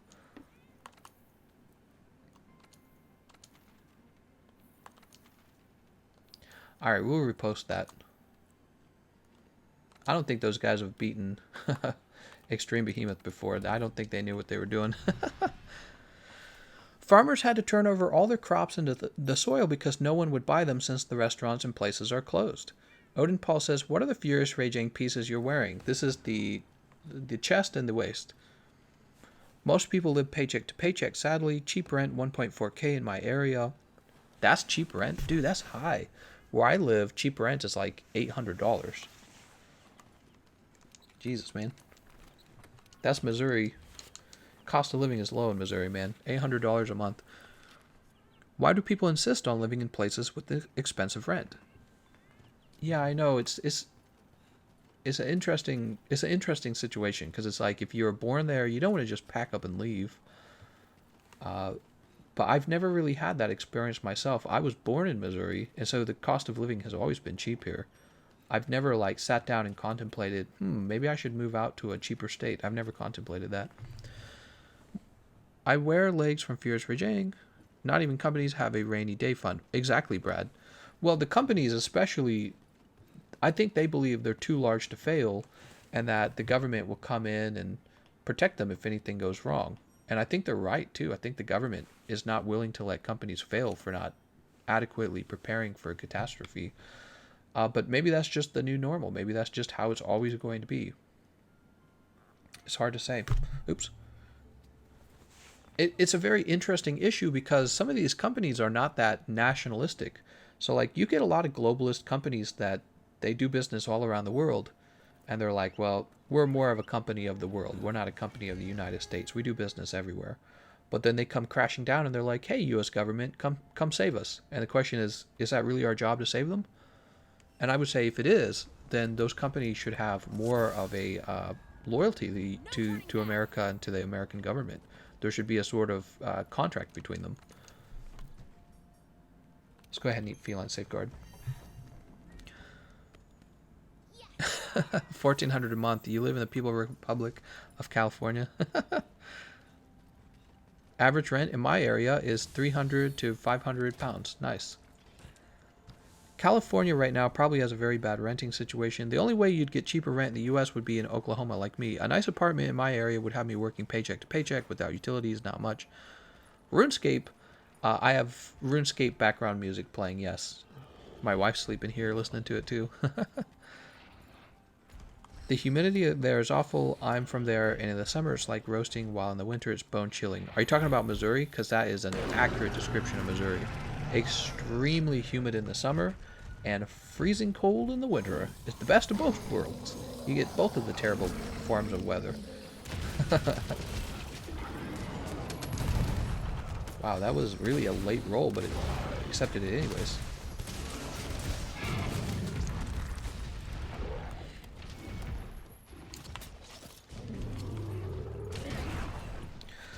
There is such a contract just with the pockets of the government. Well, that's not really a contract then, is it? Yeah, I think one of the things that will definitely change, though, after all this pandemic... Here are my thoughts, by the way, on this issue. So, initially, when it occurred, and we saw issues like China's doing this sort of, I want to call it like debt diplomacy, where they're saying, oh my gosh, you don't have any money, and you can borrow it from us, and we will manufacture your masks. You just have to do what we want, right? You have to help us spread perhaps our political message, give us a good position in the UN. You have to allow us to perhaps establish our companies in your countries as well. So China, I believe, has been extremely competitive, where we've been very relaxed, and I think honestly our corporations basically mostly just looking for, like, if I'm stating my mind, just like basically slave labor, you know what I mean? So if you get people working for almost nothing in another country, it's almost like the future of slavery has occurred, right? So, okay, you can't own slaves in your country. Well, you would just shift the jobs to another country where people are poor, and technically they're working because they have to and they want to and they don't want to die of starvation, but it's the same effect, you know what I mean? So like in the past, if you owned slaves, you had to feed them, you had to house them, you had to buy them in a market. It was really terrible, right? You don't do that anymore. Now you go to another country that's dirt poor, and you just buy people over there to do the work, and you actually pay them, and they can work voluntarily, but it's not really voluntary when you have to feed yourself, and everyone around you is hyper competitive and starving to death, you know, at the risk of not being able to make it. So I feel like, where was I going with this train of thoughts? See, this is what happens when I'm too tired. The train of thoughts can be disrupted. Oh, hold on. I don't want this to be...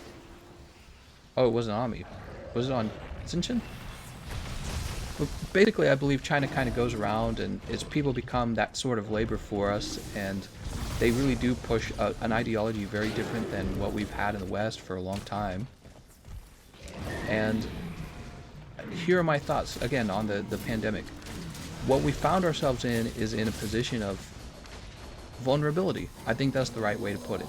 So you have Italy and Spain really suffering, really suffering from what happened. They're in a position of vulnerability.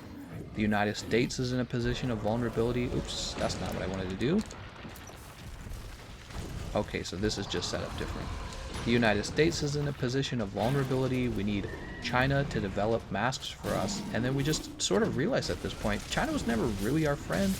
They were our competitor. And we've allowed that because having our work done over there is very efficient, if you want to use that word. But again, it's more like having a lot of, it's like the new type of slavery, right? So we've had all of our workers all of our manufacturing go out over there because it was the most efficient thing. But the virus has kind of shown us, just like it shows us that nobody's really prepared for a pandemic financially, it also shows us how being globally connected does not work, because basically you discover the other countries take advantage of you. That's what you discover.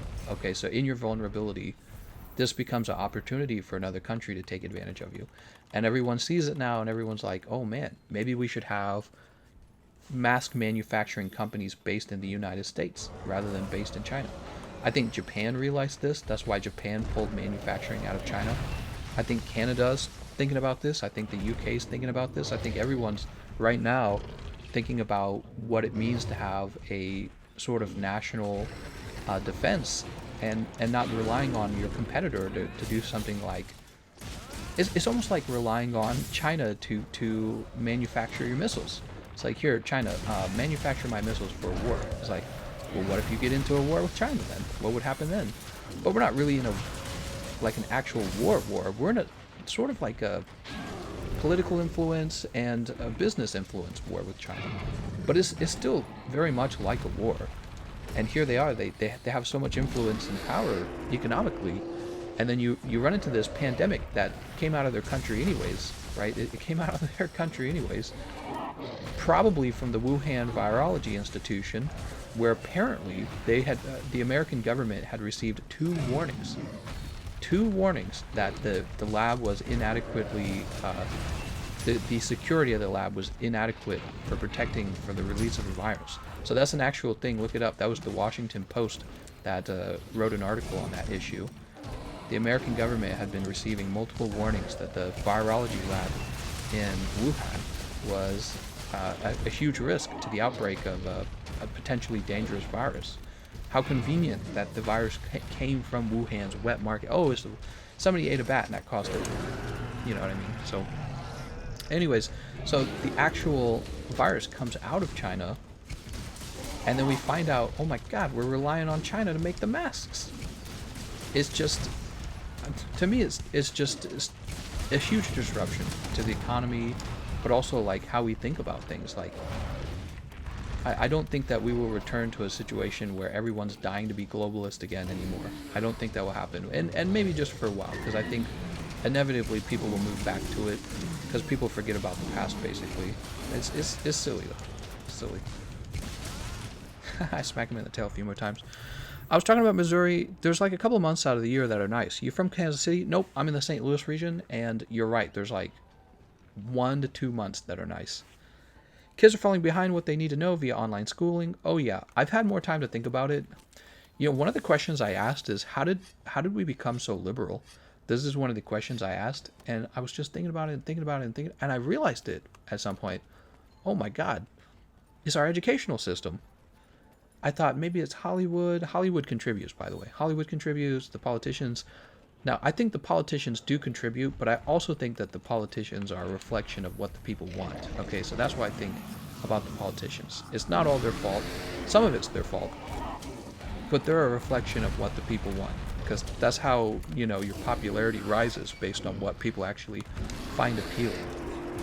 I think our education is actually very liberal and controlled by liberals, and so you send all your children in to learn to hate evil America, the colonists, and to hate capitalism, and to hate concepts like freedom of speech, and just, I don't know, constantly you hear, I actually do remember, even as recently as 2 years ago, being in college, how incredibly liberal it was, and every single group in the college was hyper liberal. I mean, it was not even close. There was no sense of conservatism. If you were conservative in college, you were basically the same as like just a straight up racist. It's like, you're a bad person, you're a fascist. And I think back on that and I go, oh my God, it's like a breeding ground for this, all the liberal issues that we talk about. How could people be this way? Colleges are basically it. You go there and you get turned into a liberal. I thought about it, I was like, oh my God. It's not really a question I'd asked myself before, like, what causes this? What causes somebody to believe in all this stuff? It's very interesting. It makes me wonder, you know, what does education in maybe China look like? Do they control the narrative? I'm sure they do. They tell the children, hey, you have to be loyal to us. We don't do that in our countries. We basically tell people, hey, you need to be disloyal to us. We do the opposite. It's very interesting. Whoa, whoa, whoa, whoa. That's not good. I don't have the jump assigned. Sorry, guys. I should be playing with the loadout where the jump is assigned. Anyways, the UK ignored 3 chances to bulk buy PPE from EU. The government here is inept. I'm registered for classes online, but about more than half of the classes don't do online work. Malte says, does anybody know how to craft layered armor? The lab is being funded by U.S. companies as well. Patient Zero is MIA and worked at the Wuhan Virology Institute. That's the theory right now, but we don't have a way to prove that, or at least maybe they already know that that's true, but they haven't officially confirmed it. The U.S. is probably still doing, whatever, spying, investigating, because they won't allow people in, by the way. If the Chinese Communist Party would like to be more helpful, it would be nice if they would allow us to come in and do our own investigations, but they won't allow that. So they will smile and be like, here, have a mask on us and all that stuff, but then they will lie about their numbers, like how many people are dying, and you're not allowed to have. I remember there was a point where news channels wanted to come into China to get information, and the Chinese government kicked them all out. Not that I'm a huge fan of the news companies, but it is kind of it's very interesting because they're going to control the narrative of what's happening in their country and to protect the party, essentially. We became liberal because we got rid of bullies. I don't think that's necessarily... So I think that's all just part of the whole package, Wellix. I think that education became hyper-liberal. I think it really did. A lot of the, quote, progressive ideas, what I would call definitely regressive, that is, we're going backwards, we're destroying things that used to be good institutions. Those ideas, they come out of education as if they're good, but they're just you having fun with your imagination and maybe being a little degenerate. Have you guys used that word in your vocabulary recently? Degenerate. So degeneracy. What would you say is degeneracy in 2020? Do you have any concept of that? Nobody uses that word or thinks about it. I think religions think about that kind of stuff a lot. Nobody really uses that language anymore. We use language like his truth, her truth, everything goes. But it's not like degeneracy does not exist. Everyone just has a different definition for what counts as it. Isn't the opening of specific states delegated to the governor? Yeah, that's essentially what's going on. Daniel says, now that I think about it, how does Boris Johnson control his own country, or does someone else do it for him? Mess says, I feel like the difference is that the Chinese are willing to die for their country. They're very nationalistic, while U.S. has been losing patriotism by the day. Well, yeah, absolutely. We send our kids into our educational system, and basically everything the United States has done is sold as like this huge evil thing. You know what I mean? America is the great evil. And I think it actually part of it might have to do with real beta male behavior. Like, so there's this thing where when you get somebody who's like the best at something, he's number one. What often happens is you get a bunch of people who feel threatened by this, and so they come after you to try and take you down because they feel threatened by having somebody who's very successful. And so I almost feel like maybe the United States suffers from that a little bit. The United States economically has been very successful all this time and probably has a lot of enemies for no other reason other than the fact that it's very economically successful. But so the narrative in school is really important. When I was learning about slavery in the South, it was mostly focused on, honestly, making white people feel terrible and, oh, you guys are, think about how horrible this was. Totally understand all that, but what does not get focused on at all is the fact that whites actually went to war with each other to end it. And there was this horrible, horrible war where we killed each other like crazy, and then the North won. And we don't celebrate that at all. We don't celebrate the North winning. Today in 2020, what we focus on, at this point, to this very day, we just focus on people in the South still being racist, rather than the fact that, the United States is one of the most diverse countries in the entire world. The entire world. China and Japan are two of the most successful economic countries in the world, right behind the U.S. China's number 2 and Japan's number 3, right? So Japan's in 3rd place. Neither of those countries are diverse at all. And in fact, I believe China's actually very openly racist, right? So we're all so busy learning how to feel guilty in school and learning how to hate ourselves and learning how to basically have what's essentially a race war with each other, right? Like the whole, for example, the thing that the Democrats all agreed to do, reparations. What is that useful for in 2020 other than a race war? It's a race war. And we're doing that to this day, even though the whites went to war with each other and killed each other just to establish that holding slaves is morally wrong and we weren't going to accept it. We don't really focus on that positive stuff. We just focus on all the negative stuff and feeling bad and feeling guilty. And it's very interesting and very frustrating and troubling all at the same time. I think that education tends to do this. I think education tends to look at things in a very particular way, what I would call from a liberal narrative, rather than perhaps a patriotic narrative. I've never gone to a school class that made me come out feeling more patriotic, essentially. Basically, you're supposed to sit there and think that you're like, I am very smart, like that, right? And that's because, I'm more woke than you because I know that the USA is evil and wrong. We're the worst. That's the popular thing, is to be I suppose on the counterculture, or be on the opposite. What's the word? Not the revolution. Starts with an R. I think counterculture would not. It's very close to counterculture. I can't remember the word though.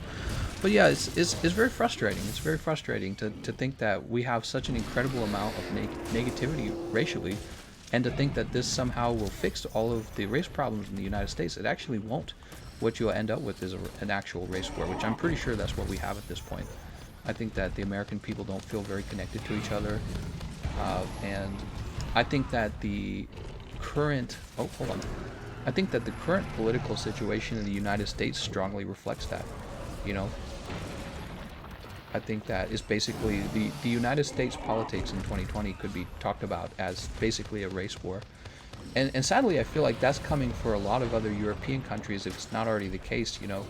I don't think that European countries, a lot of them, I don't think they're quite as diverse as the United States. Oh my god, I got hit twice. I'm dead.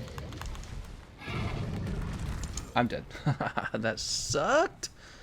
Oh my god, I let him hit me twice with the belly smack. I need to pay better attention, man.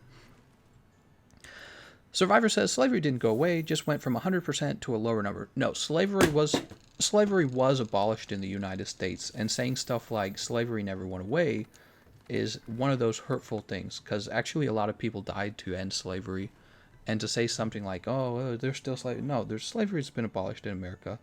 Racism was not over right away, right? Obviously, we still had racism. We had to obviously make changes over time. But this concept that Americans are just racist is actually, I think it causes more of a race war. Malt says, I think the race problem is strongly enhanced by Donald Trump. Yeah, so this is one of the interesting concepts here.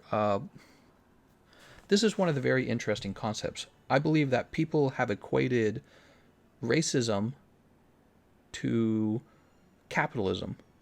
Capitalism just says we should move capital around effectively, and the free market is going to favor whoever the best worker is, right? That's all it says.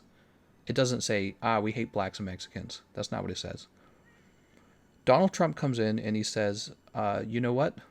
Our open border is not good for us financially. And he makes the argument that crime comes in, drugs come in. Those are facts, by the way. I live in St. Louis, one of the most murderous cities in the world, if not the most murderous city in the United States. And the reason our murder is so high is because we have a lot of drug trafficking in St. Louis. Where do the drugs actually come from? Is Mexican heroin, guys. So I live right next to it. I live like 30 minutes from St. Louis. So when people are, oh, he's so racist for wanting to stop drug proliferation into the United States, I think you guys need to come over here to St. Louis and spend a week on the east side of St. Louis, where people just get regularly shot. You need to go to Chicago. It's the same deal over there. There's all this drug dealing.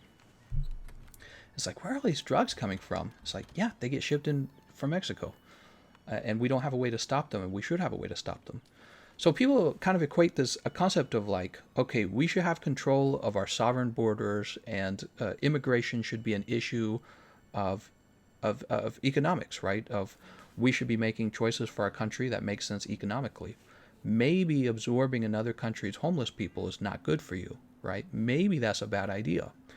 And maybe having these big holes on the border of your country is not good if millions and millions of dollars of heroin are coming in. Maybe that's bad. Maybe it destroys your cities. Okay, so he comes out and he basically says, that's exactly the way it is, and I'm going to build a big, beautiful wall. And he's I don't know how to describe him. Donald Trump is like he's like annoyingly dumb with his language. He's braggadocious, if that's the right word. He brags, but he's also not very smart with his language. But he's actually right. I totally agree with him. I live next to St. Louis. Look this up if you guys have never looked this up. The city of St. Louis has as much murder as some of the drug states in Mexico. How is that possible in a first world country? It doesn't make any sense. And when you go there to St. Louis, to the wrong parts of St. Louis, you lock your doors and you're like, man, I hope there's no shooting while I drive down this road. I mean, I've driven down there just to know.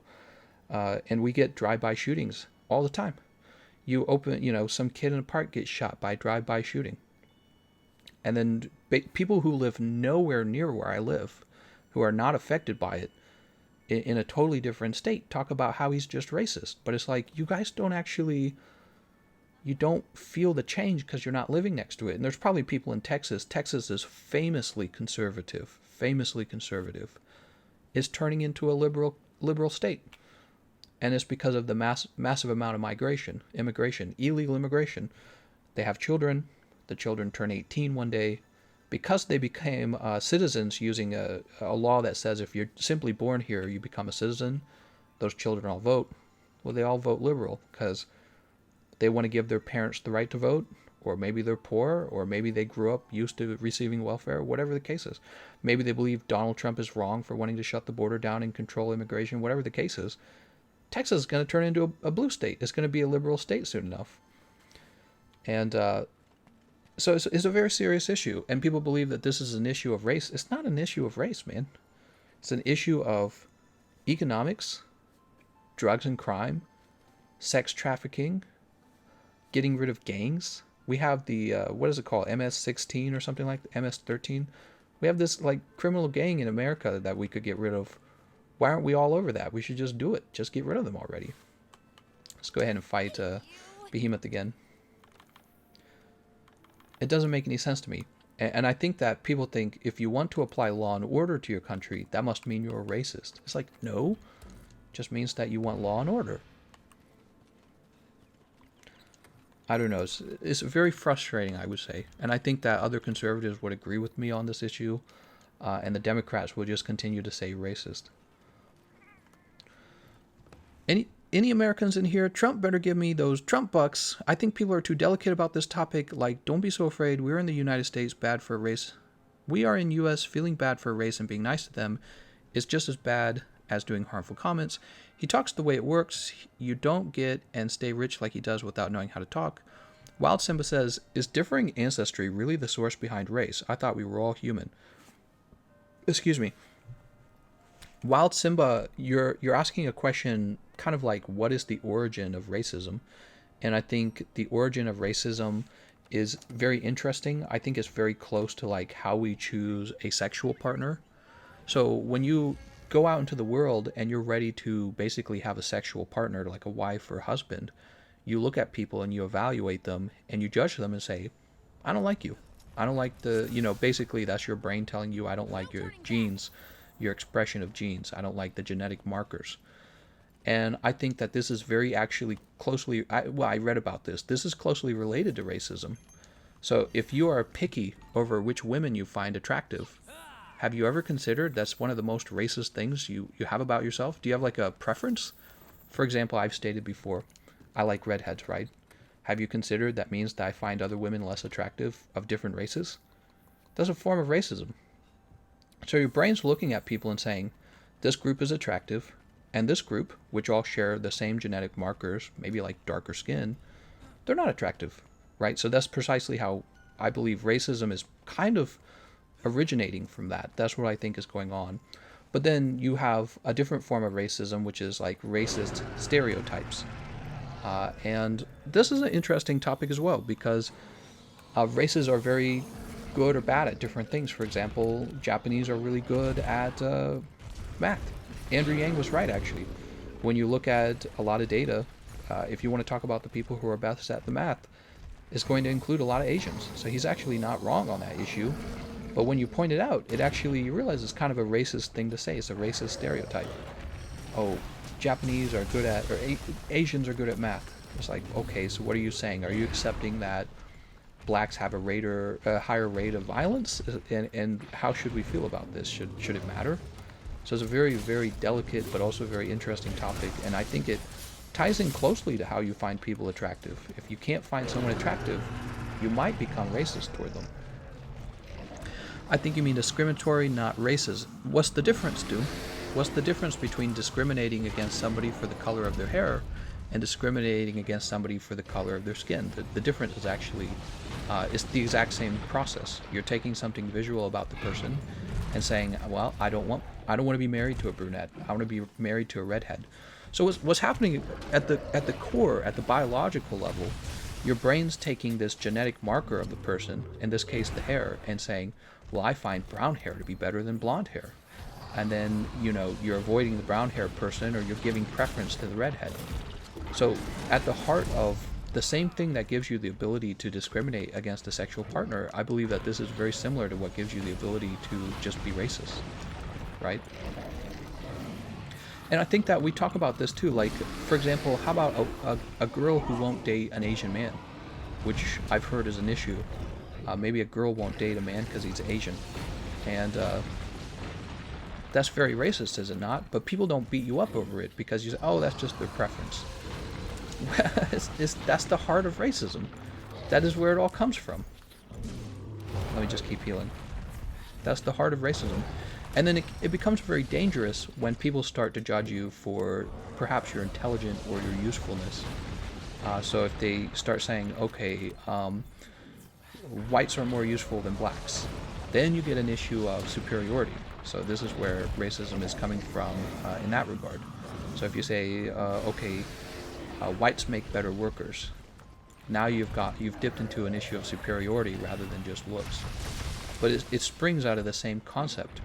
You're taking perhaps a biological marker in one group of people, for example, saying maybe less productive, which is you're productive not necessarily based on your cultural values. So we can have debates over cultural values, and people generally agree that those have nothing to do with race. But when you say there's this inherent thing you're born as productive or non-productive, now you're getting into an issue of racism. Just like we talk about the hair. You're born with red hair rather than brown hair. Oh, you're a hairist, like the one guy was joking about. But it's accurate, actually. Yeah, I'm particular about what hair colors I find attractive. Or eye color. I find green eyes more attractive than brown. Actually, I find green eyes way more attractive than brown eyes. Green eyes are super attractive. So am I just a huge racist because I was born that way? It's a very interesting topic, by the way. So anyways, you get into the topic of, like race superiority, and yeah, people immediately get extremely defensive. You know what frustrates me the most, though? So even though you're not allowed to talk about issues like racial superiority, they most certainly exist, right? So the whole thing with Andrew Yang, he is a Democrat. Probably not very racist, or at least he claims not to be racist, right? But he knew that Asians are good at math. So is he a racist? What do you guys think? Is it a racist thing to say that Asians are better at math than average? What I always joke about this. What if Cory Booker came back with, like, I have a much bigger dick than you than Andrew Yang. Andrew Yang, you're Asian and your dick is small, right? What if he had come back with that? Is that okay? Can we say that? So it's a very interesting topic because those differences do exist, right? The differences are not made up. It's just that typically we're only allowed to talk about them when you're of that race, or when it turns out to be a compliment rather than a negative stereotype. See what I'm saying? And also, we're very hypocritical about this, because if there's a negative stereotype about white people, people almost like celebrate being able to spread that around, like, oh, white people are bad at dancing. Ha ha ha! White people all laugh and clap. Yay, make fun of us. But this would be racial stereotyping, and it's okay for one group to do it to another, but you don't want it to happen to you if it's a negative stereotype. See what I'm saying? So there's a lot of hypocrisy and a lot of just delicate things we don't talk about or admit, even if we might know something about it. Oh God. Even if you might inherently know it. Actually, College Humor made a really relevant video a long time ago, back when College Humor was still mildly funny. They made a video called Diet Racism, and I thought it was funny because it had a little kernel of truth to it. Oh, hold on. It was like diet racism, and they were talking about how people, even if they don't come out and say that they're racist, they're almost like passively racist or subconsciously racist about certain issues. And yeah, it's just a very interesting topic. It's one, of course, that I think about just like everything else. For me in particular, the issue of intelligence is really important. I want, you know, I'm not somebody who believes that, hold on. I think that it would not be okay to judge someone because of the color of their skin or their appearance, basically, you know, where they came from. I actually completely oppose all of that. However, I do think it's really important to have people who are actually intelligent, right? You need to make sure that your population is talented, especially. And you can argue what counts as talent and what isn't talent. You could be like physical talent, musical talent, but talent is at the heart of economic prosperity. And my belief is that first world countries should be competing to absorb and to hold onto talent, rather than simply absorbing, let's say, the homeless people from another country, which is the opposite of what you should be doing. You should be avoiding absorbing a group of homeless people. You should be instead competing amongst each other to hold on to as much talent in the world as possible. And this does not exclude anyone based on the color. That's the best part. You don't have to exclude anyone based on the color of their skin, because when it comes to being talented or being intelligent, this does not look at your race. Unless you are of the belief that, okay, only Jews can be accountants, right? If you really believe that, you might be a racist. See what I'm saying? So this is why I keep saying the free market is a good thing. It actually defeats racism. It says it doesn't matter who you are. You can go in, and as long as you're doing a job well, you know, you deserve to be here, and we want to keep you. But if you're doing, you know, if you're not useful to society, at the very least, society should not be trying to absorb you. You see what I'm saying? At the very least. Like maybe you already live here, your ancestors lived here, okay, fine. You're here, you know, if you love the country and I love the country, let's hold hands, sing kumbaya, and then you can have my money. You know what I mean? You can have my money in the form of welfare. And I do believe in welfare, I really do. I believe in helping each other out. I believe in a social welfare net. I just believe that the welfare net has to be capable of not going bankrupting the country. And this is very closely related to everything I just said about talent, because when you have lots of talent in your country, you end up with lots of wealth and prosperity, and you're capable of affording a large social welfare net in that case. So yeah, the issue of racism is so interesting just because the issue of racism is very interesting to me, and solving it, I think the best way to solve it is to have a good free market in your country where people are not chosen based on their skin color. People are chosen based on their talent and their productivity. And this is why when you have laws and rules that say we're going to put you on the board of directors because you have a coochie, or you know, you're going to get admitted into this top school because the color of your skin is black, something like that. Which I've heard the counter arguments for these. I've heard the counter arguments. For example, one of the counter arguments is that, well, blacks suffered, you know, being slaves, and they suffered slavery after slavery was abolished. They suffered racism. And so what we have to do, this is the counter argument, what we have to do is we have to get them into these top colleges in order to help make up for everything they've lost in terms of generational wealth. So that's essentially that's the counter argument. But having come from a 100% poor family at this point, I completely oppose it. Maybe I would be okay if the government took and absorbed, like, let's say there's a family who is still to this day very wealthy and pretty exclusively from slavery. Would I be okay with the U.S. government taking their wealth away? I think I'd be open-minded to it, sure. I wouldn't be okay with the U.S. government then redistributing it to all black people, because I think the truth is in 2020 it would be very hard to, I don't know, maybe if you had like a really advanced system that's super good at tracing heritage, and you could say, yep, my family is a family that was extremely racist and held slaves, and that's where all our wealth is from today. And then you had a second family that says, oh my gosh, slavery definitely held us back the whole time. maybe you could do reparations. The problem is, I think that the financial gain from one group to another would be worse than the loss of maybe the social fabric. I think would basically tear from it. I really do, because nobody alive today has been a slave in the United States, and hold on, nobody alive today has been a slave, and nobody is owning a slave, basically. So you could say, oh, well, your family's wealth it came from slavery. We're taking it all away. It wasn't from your dad. Your dad didn't earn that money. I don't know. Maybe there's some like weird exceptions to this. I have no clue. Maybe there's some families that really do. They're just sitting on this like slave wealth. I suppose it's, in theory, is possible. Maybe if somebody could point it out to me, it would help affect my opinion of it, certainly. Brad says meritocracy is the goal of America and is what communicated as the achievement. I completely agree. Meritocracies are so important, and again, I'm still open to having like a social welfare net. Things happen. People get cancer.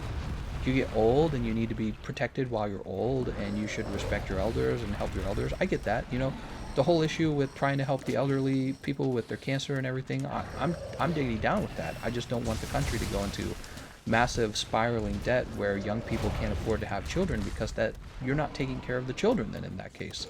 So you know, I'm down with welfare nets. They just have to make sense, and they have to make sure that they're designed so that you're not incentivized to not do any of the saving yourself as you're growing older. People should do their own saving. You know, you should save up for things and be competitive about how you shop for your health care. But America doesn't have any competition in shopping for health care currently in the current system. It's just a bad system. I don't know why we don't have that, but that's just how it is. He really was stunned right in front of the behemoth and didn't cart. What a genie. Reparations isn't an adequate solution. Universal basic income is. I still fully oppose universal basic income. It's like this thing everybody wants because everyone would love to think that the government is putting money into their hands. Oh, let's get off of this guy. People would love to say, oh yeah, the government's sending me $1,000 every day. When the market knows that everybody is $1,000 wealthier, everything will adjust. People, you know, they received a check, an emergency check right now because of the pandemic. This is not universal basic income. This is a stimulus check, and they've gotten a taste for it. They're like, wow, it's free government money. You don't understand how that affects inflation. You don't understand that is you just basically putting yourself into debt. It's like you borrowing $1,200 against yourself using the government's printing machine. That's all it is.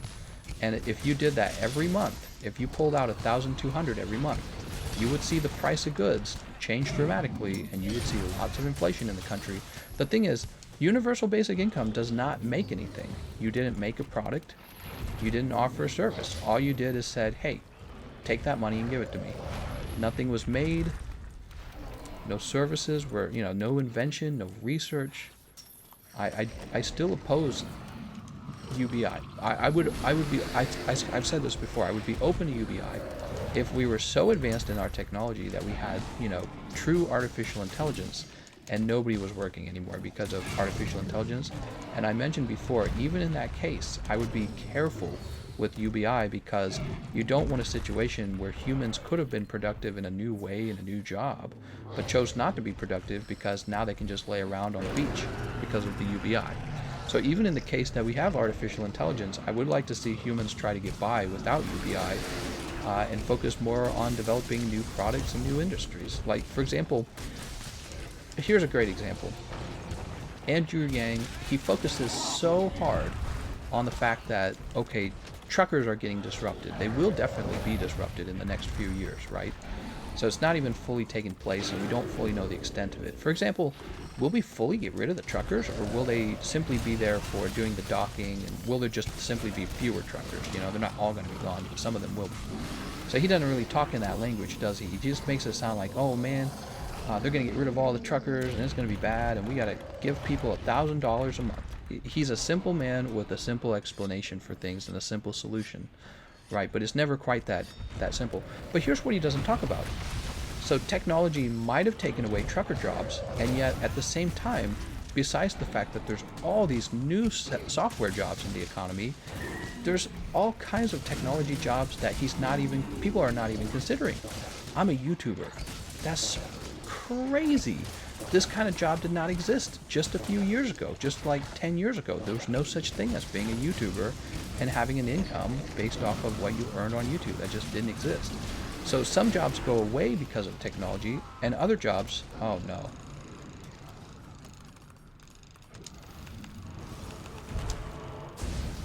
I think I missed it. Yeah, I did. Did we lose? No, we lost. We lost. We didn't win it. But my point is, all these new jobs opened up in the economy at the same time thanks to technology. You can be a YouTuber now. You can be, there's many jobs, obviously, that our ancestors did not have because the internet didn't exist. Randaru says, maybe you should change stream to rant time. Let's read what you guys are saying. Hate speech equals I don't agree with what's being said. Then I have a love speech. You're right equals it is misinformed nonsense. It was better when we couldn't write. Hates Peach. I love Fox News. Never caught an episode. It's not about adults. It's about kids. UBI destroys the incentive to be productive. That's right. So in a very short sentence, that's what I'm saying. Humans believe they need UBI. It could be the case that the economy is disrupted and you need to find a new way to make money. But if you simply received UBI, you may never attempt to become productive, which is really dangerous. We have a minimum wage here, and it is a basic human right. No, it is not. So, Gregory Street, I'm really going to challenge you to think about what that even means. What the hell is a basic human right? Were you born with a right to money? What part of nature does that? When you're born, does Mother Nature, like, comes out of the trees and showers you with dollar bills? There's no such thing as a human right. Humans can only do a few things when they're born. Think, try to feed themselves, and basically kill people. That's it. There's no such thing as basic human rights. Those were made up ideas by governments. Real minimum wage is always $0 an hour. Holy crap, I love your channel, but thank God you're not political in your videos because this is unbearable. Fox News propaganda. White guilt nonsense. This is my first and last live stream. See you later, Robert. Reckless Maniac says, how about using the past become an opportunity to become better people as a country and not define who we are? Don't know if this makes any sense. I'm pretty tired. Oops. Gilbert says, imagine having your own views and opinions. Tito says, what is UBI focused on solving in America? Well, universal basic income, it's such a tempting idea, guys. It really is. You know why? Because everyone would really like the idea of mommy and daddy simply putting an allowance into your account. Is something that, it's like being told you're just going to be given money. And you're like, yeah, that's a terrific solution. Why aren't we doing that right now?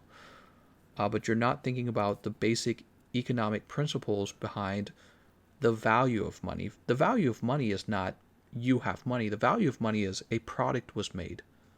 A service was completed. That's the real value of money. And when you just say people deserve money, here, let me put $1,200 into your account, you've created inflation. You've adjusted the value of goods. And we do it one time, not right now, for like a stimulus check. It's a stimulus check, guys. It's not UBI. And if you try to do UBI, I think you will see a loss in productivity from people who otherwise would have been forced to look for new work. They would just give up. They'll be like, no, I got $1,000. I'm good. What's a good counter-inflation strategy? I'm trying to remember. How do you get rid of inflation? I used to know this, Symphonia. You learn it in microeconomics. Inflation. You can create inflation by adding money, and you get rid of inflation by, I don't remember. Yeah, there's a way to get rid of inflation as well, Symphonia, but I don't remember. It was either like buying bonds or something like that. How does I don't remember. While watching the dude kill Behemoth, this is called speaking your opinion, and some people can't handle it. It is an opinion, guys. It's my YouTube channel. It's my opinion. A sensitive person saying white guilt, he doesn't know he's being racist there, but nobody says nothing because he didn't say black guilt. What? Steve says, life, liberty, and pursuit of happiness. Is it true that streaming on YouTube makes YouTube mark your channel as a streaming channel, and so you get a less average view on videos? Never heard of that, Ruben. Brian says, what do you think about how corrupt Trump is, though? Why he is not in jail despite blatant corruption? I don't know, Brian. Why is Hillary Clinton not in jail when she physically smashed physical evidence during her investigation for the people who died during the Benghazi attack, which is something I thought that was just like a Fox News, like talking point on Fox News, because it's all the conservatives would talk about back then, and I wasn't quite as conservative, but I've looked into it. I've actually researched it now, and I understand all the frustration now. It's a real thing. Survivor says, "See ya in the sewers, Robert." Vulcan says, "Hey, does anyone know when Savajiva will come again?" He's here now. He's on PC, anyways. Whiskey says, "Stimulus check almost as effective as Moxie on a Safi siege." Noah says, "You need to go into government because darn." Gilbert says, "Gamers rise up." That's right. We need to create a new religion for gamers. We need a gamer religion. RN Jesus is our God. Let's go ahead and fight Behemoth again. RN Jesus is our Lord and Savior. Actually, they've said that people who play a lot of games are probably good at finance and business. I've heard that before. I read that a long time ago. There was like some study done on people who played World of Warcraft, and it turned out they were pretty solid workers in the real world. So that's an interesting thing. I think that back then I was reading some article about how they were thinking about being able to create games where gamers could solve real world problems in the game and see what would happen. It was an interesting idea they were flown by. You have to grind for it. Attack Jewel Plus. Stop printing money. Reduce the currency of the country. For every dollar you put in, you take one out. To reduce inflation, you have to remove currency from circulation. Right, but I can't remember. They had a method of removing the currency from circulation. It was something like buying bonds or something like that. I honestly cannot remember how the central bank does it, because this was one of the things you were tested on in economics classes. How does the central bank create inflation and remove inflation? I don't remember. Actually, maybe we can just Google it.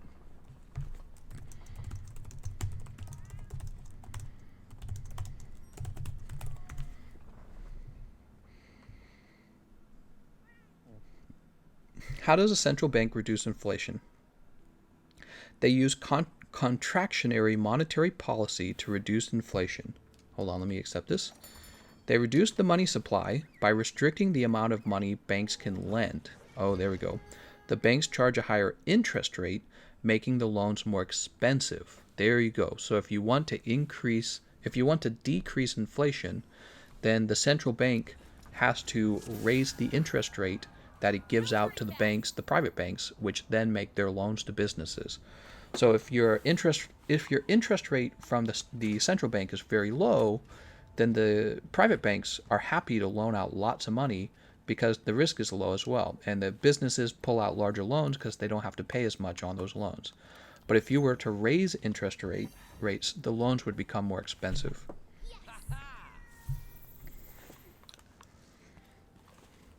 Buy back the currency of the country and defend the currency. That'll never happen. Rondaroo, oh, thank you very much, Noah. Rondaroo says the only UBI that has a potential to work is when automated production process creates a way for people to have free housing and free food, not free money. Well, I think there could be like this really crazy future where robots literally do everything better than humans. Doctors, lawyers, accountants, nurses. If we reach that point, we really will have to have a discussion about UBI because there's just not going to be any work available for anyone, you know what I mean? And probably people will receive some money for their basic needs, but still, again, I would want it to be kept to a minimum because you want people to go out and invent new industries and new technologies and have a reason really to wake up and be productive rather than go lay out on the beach. I think that basically when artificial intelligence arrives, countries will still be competing with each other. It's never going to end. Tampering evidence is a third felony. Why is Hillary still out there? LMAO, says Fitz. That's right. Levy says, just join the stream. Is it about to end? Trump grabs people by the pussy. Biden too, apparently. Vulcan says, I know he's here, but I want to know when he will come again, like in 2 months. Gamer Currency, about to put my game library on my resume. We gamers are the most oppressed group in history. Just have a civil war. We call that EVE Online. I play games while sitting on the floor. I thought World of Warcraft players were like the ones off South Park. No, apparently, so there was this study done, and it turned out that people who played a lot of World of Warcraft, like hardcore players, kind of like what we do sometimes with the game like Monster Hunter that requires a lot of maybe some math, maybe some strategy, choreographing, think of speedrunners, they choreograph the whole run, right? It turns out those people are very good with problem solving, and also they found that people in World of Warcraft who played quite a lot were good at communicating, and the topic of interest here was that they were studying how well the players could basically act as a like a military group, essentially. You know what I mean? So it's one thing to be in a group and to talk well with each other, but it's another one to communicate as a team and uh, play like a sport, right? And they found out that people who play a lot of World of Warcraft were really good at this, and it turned out to be one of the critical talents that businesses were looking for in people, the ability to get onto a team and then to just coordinate super efficiently, like intuitively with each other without having to say anything. So there was like a term for it. I don't remember what the term is. Have you ever worked with somebody so much that you and the other person, you don't even need to talk, you just do what needs to be done, and you work as a team simultaneously on a complex problem? I would do this all the time. I would experience this with truck throwers. It's not a complicated subject, right? Like throwing trucks isn't. But when you're throwing a truck, when you're pulling all the boxes out of a truck by hand, there will be these cases where it's like dangerous boxes could be stacked real high. One box could be easy for one person to grab and difficult for another, and you can help each other out. And when you find somebody who's thrown a lot of trucks, they've emptied semi trucks out of their content. You run into these people who are able to communicate without talking. Well, they found out that this skill is really desirable for most businesses, is to have people who can communicate, play as a team without needing to communicate. And it turned out that gamers were extremely good at this skill. Gamers knew how to basically play as a unified team without, talking about every little step that needs to occur. And even when this, are we on the wrong side? No, we're not. Okay. Even when the steps did need to be talked about, gamers tend to be good at communicating with each other over those steps, especially not casual gamers. So this was one of the points of the article, not casual gamers, but people who played games a lot were very good at communicating and very good at acting as a team. So it was very, very interesting, because a lot of people are like, oh, you shouldn't have you let your kid play too much, but there's so much you actually learn in a game, and one of those things you learn is sort of this quiet communication. There was a term for it, I can't remember. It was like implicit or something like that, or intuitive communication. We just lost somebody. We lost Meadow. Anyways, I'll let you guys think about that. I think I missed a... Trey Franks, he says, I don't always get the notification for your streams. Is there any way I can fix it? An awesome stream. Oh, thanks, Trey. So, when it comes to streams, if you would like to show up into the stream and get the notification more often, I understand there's like some sort of bell system on YouTube, so you might ring the bell. So right next to the subscribe button, there should be a bell button. And you should be able to hit that bell button, and then the live stream should show up more often. If it's still not showing up, though, you should join our Discord server. We have a Discord server. There's a link to it in the description of the live stream, and you can join that. And I always ping the server when I'm going live, so you can check for pings. If you're really unfamiliar with Discord, there's ways to like silence pings on certain channels and keep the pings active in others. Guy, I gotta say, the lance has gotta be one of the best weapons for cutting off the tail on Behemoth. Transportation industry is the #1 source of employment in the world. 3 million people in the US. Money should be based on Monster Hunter speedruns. Humans will always be the best memes. As soon as auto-driving happenings, we need UBI. Totally disagree, Brad. Completely disagree.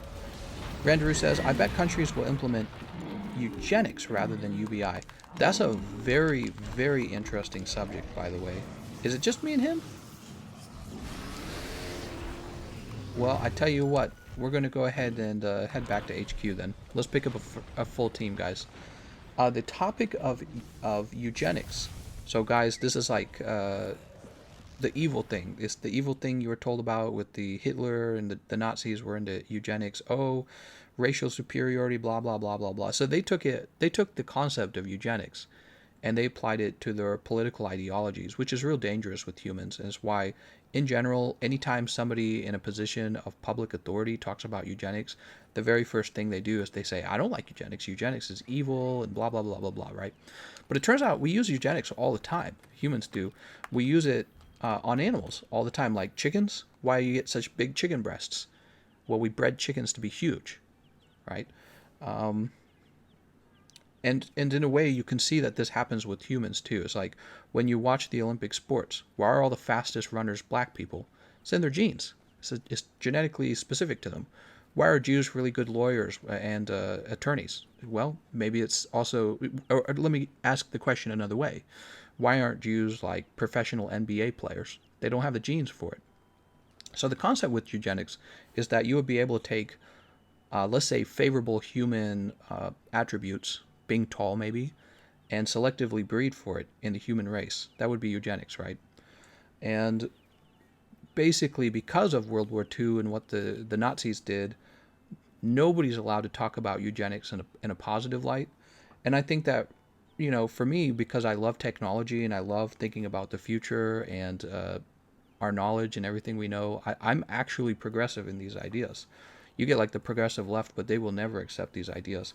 They'll be like, oh, that's evil. We don't want anything like that. But let's say my parents had 11 kids, right? And some of us turned out, I would say, more successful than others. And it's really easy to tell why. Some of us were harder workers.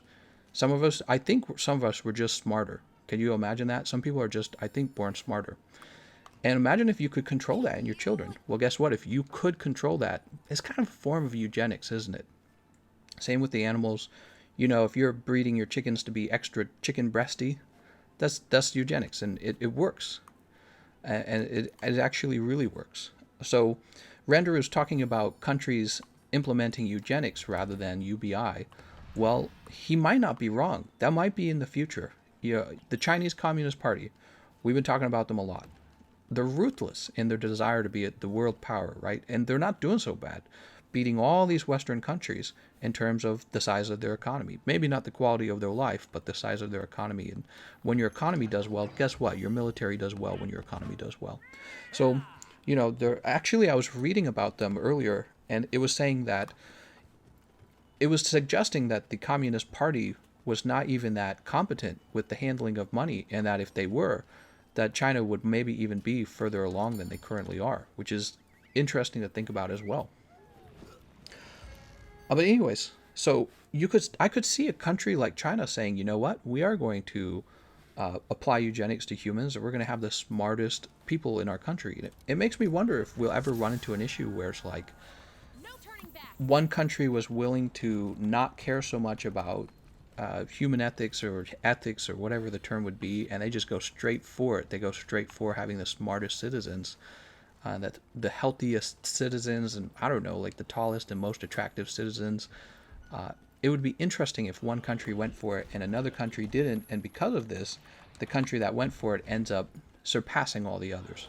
I feel like if you're a very logical person, then yeah, that would happen, right? You would think to yourself, that should be the outcome. If China gets into eugenic and the West rejects it, and China's not just trying to be like another Nazis, basically, they're actually just applying the principles and the concepts behind it to improving the quality of their people. For example, again, maybe like height, maybe intelligence, maybe beauty, the things that really sell, right? So if they were to work on it and not be so afraid of all of the stigmas of eugenics, would they then just surpass us because their labor market, they end up with a superior labor market? It's a very interesting question. And for everyone who's like, oh man, I hate eugenics, you practice it every time you choose your partner, right? So that's something you don't even think about. When you select your partner, this is why I was talking about how with dating and selecting a partner, it's actually very racist when you choose a partner. You reject certain things that you find beautiful. Well, the things you find beautiful are always genetic in that person. Let's get this over here.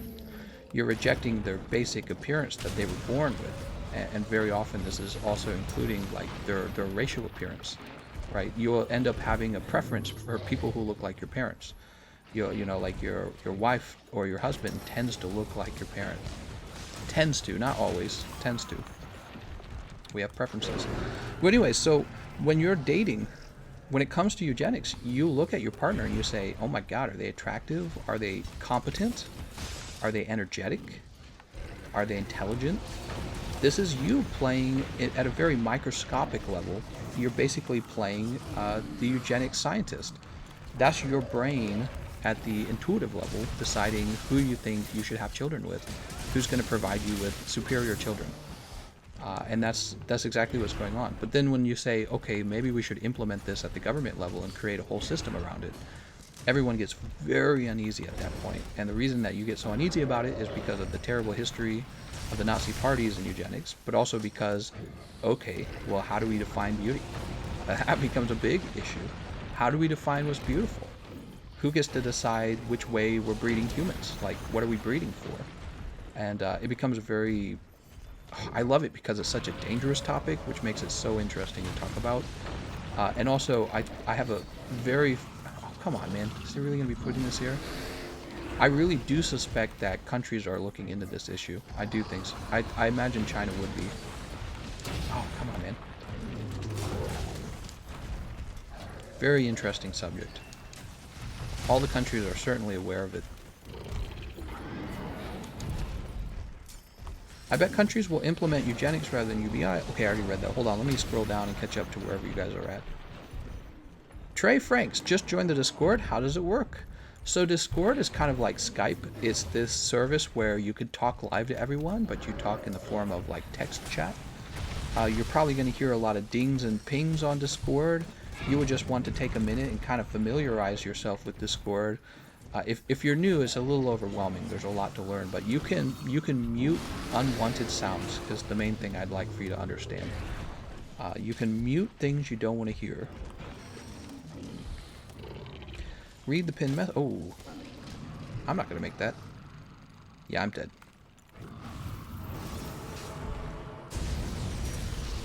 Luckily, my item loadout included the jump. Hey, we got a donation. What? Keep up the great work. Thank you, Kiza Rusu Baru? Kiza Rusu Baru. Thank you so much, man. Each culture has differing standards for beauty. That's correct, but here's some universal standards for beauty. Straight teeth, for example. What if we could breed humans to have straight teeth and a better chance at not having cancer? Well, you wouldn't know it, but you would be practicing a form of eugenics if you were removing that from people intentionally, using the system. There's a form of genetic engineering. And in my opinion, even though there's still a lot of stigma attached to concepts like eugenics, I think that there's actually a lot of opportunity for really, really beautiful changes for the human race through it. Because we've never tried it. Think about it. Think how far ahead we are. It's 2020. We're supposedly in the future, and we've never tried this in a good way. We've never tried to do it for good, wholesome purposes. All we know is that eugenics is a bad word from World War II, and you know, you're not allowed to talk about it. Certainly none of our leaders are allowed to talk about it, because the moment they say anything, you're like, okay, so you're a Nazi, right? But it could very well be the next biggest change for humans. Here's a really fascinating topic. So I think that one of the biggest struggles for humans, especially criminals, I think that criminals tend to be people who are born with low self-control. Have you ever wondered where you get self-control from? You're born with it. You're born with self-control. Okay? So unless you believe in like ghosts, not everyone believes in ghosts, like spirits and God and all that. Not a lot of people believe in that so much anymore. But mostly people are believing in science and scientific explanations for everything. Well, guess what? There's a scientific explanation for why some people have a lot of self-control and some people have very low self-control. Yeah, it's your brain. You were either born with a brain that's good at self-control or you weren't, right? So that's the scientific explanation anyways. And you can improve your level of self-control, or you can learn to game your system, the amount that you have, you can learn to control it and to use it better. But you're born with a certain amount of self-control. And actually, I think that I read somewhere that self-control is closely tied to your overall IQ. I think I read that somewhere. But anyways, imagine if humans could be bred to have more self-control. That would be incredible. That would be such a huge game changer for the whole human race. Because self-control kind of unlocks everything else. When you have a lot of self-control... Uh-oh, did the comment break? When you have a lot of self-control, you're able to do all of your work and get all your work done and eat better, eat healthier, just do what must be done. This is one of the things humans are worst at. The reason we have religions is because the religions motivate us to be good people. And the way religions do this is by telling you, oh my God, do what you're supposed to do or you're going to hell. So that's how religions have operated for a long time. What if we could simply breed humans to have lots of self-control? It could probably change all of that dramatically. You know, we all pretty universally agree that we want to be healthy. So why isn't everyone healthy? And it's because it turns out you don't actually have as much self-control as maybe you imagine that you do. You donate from Streamlabs, check the description. Do you do donations through Discord? I'm new with a lot of this. Trey Franks, if you are asking about those pop-up donations, those are being done through the Streamlabs link in the description. And by the way, when you use Streamlabs, more of the donation actually goes to me. YouTube takes 30% of all donations when you use Super Chat. Simon says, bring on the genetically perfect Superman and women of the future. Well, that's another issue, Simon. You could probably, again, you know, there's some issues of like racial, like skin tone and stuff like that, that everyone will have their own opinion on. But here's something everyone pretty virtually agrees on. You know, a big smile with straight teeth is a pretty universal sign of attractiveness. How about with men, right? We talk about having a shoulder to hip ratio and having, you know, good chin, right? A good jawline.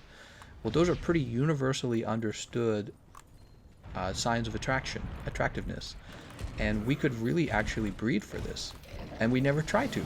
We've never tried to breed for having the most attractive humans. It's really an interesting concept. Again, it's a dangerous concept. Everyone freaks out about it when you talk about it. They call you racist, fascist, whatever it is they're going to call you. They were going to call you that either way. There's no escaping it. If you're capable of thinking about these thoughts, you're eventually be called it either way. But, and yet it just seems like, oh no, man, I'm running. Xinjiang jump. Oh, I'm not far enough in, am I? Am I? Nope. I thought maybe if I just kept running without doing the jump that I would make it far enough.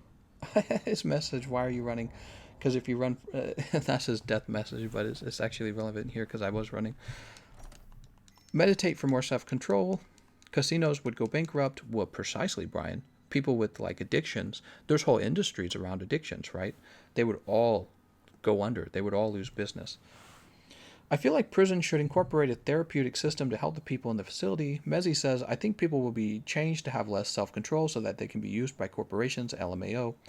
Well, you know, interesting. Again, whole markets will probably disappear that were based around addiction.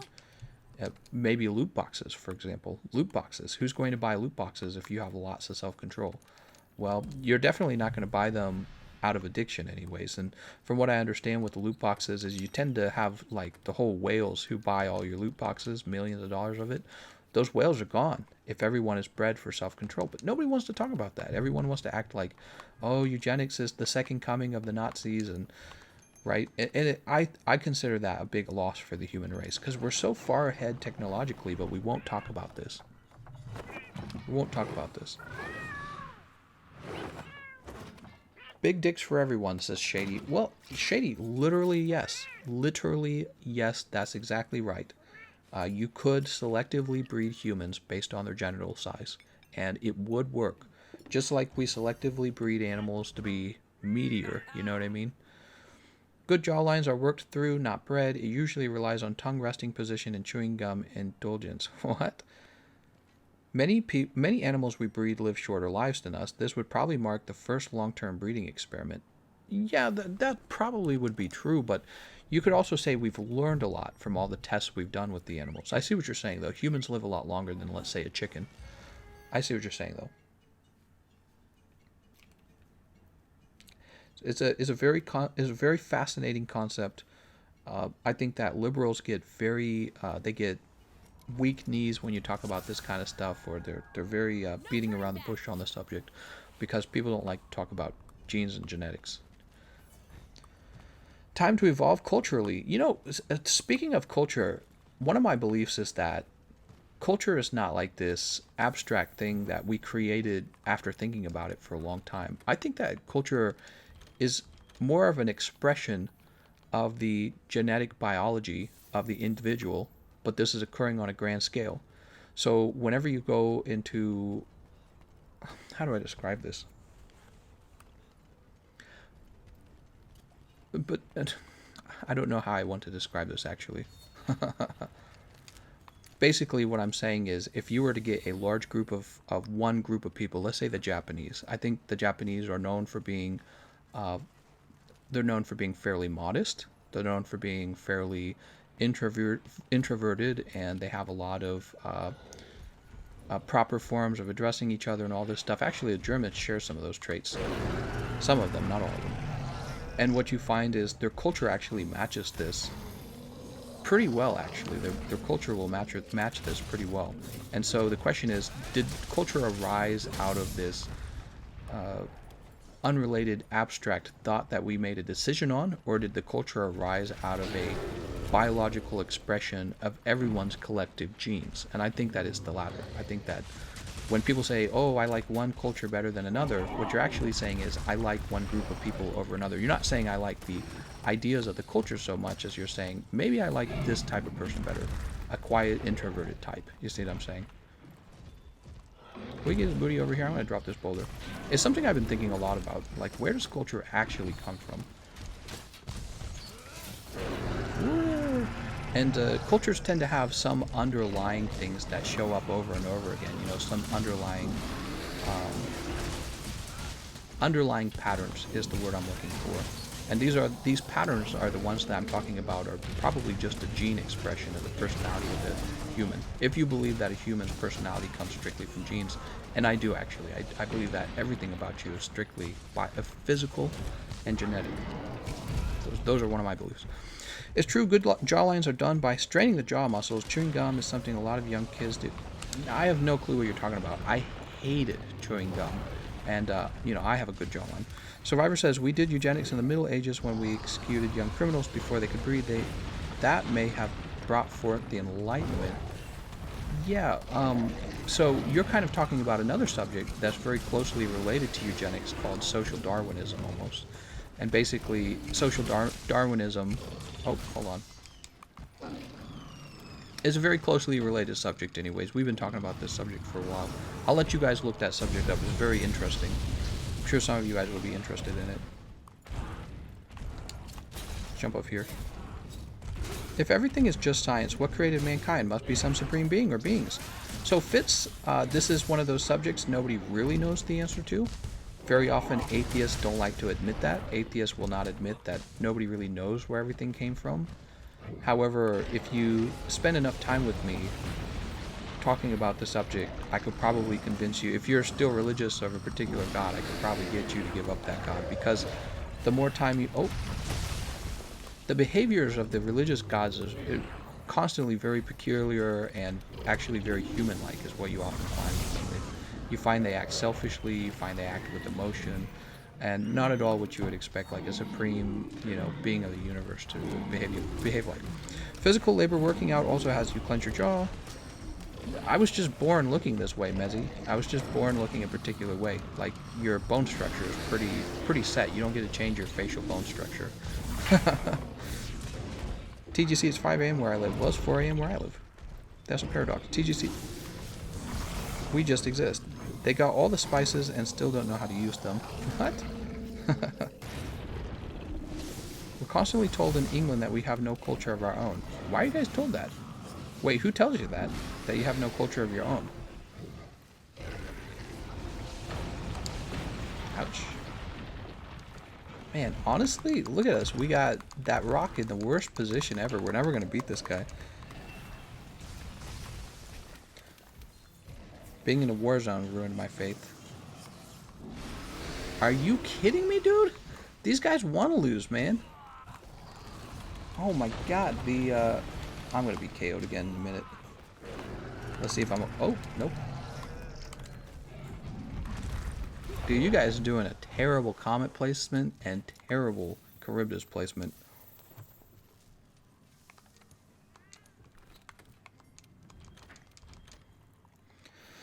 Powzak says, all religion is bullshit system around selling God. The more I think about religions, I don't think that they're just this terrible bullshit, but I think that they're more like a... how do I say it? I guess they... There's no easy way to explain it. Basically, I think that they're like a moral book on how you're supposed to live. You know, they're like a. I wish there was some other language I could use to explain it.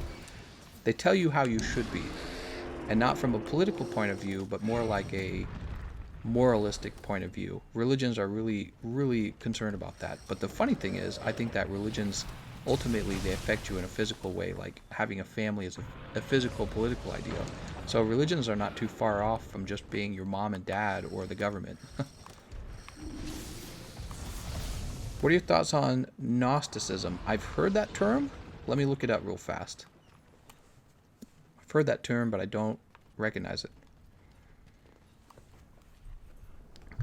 Gnosticism. Let me look it up.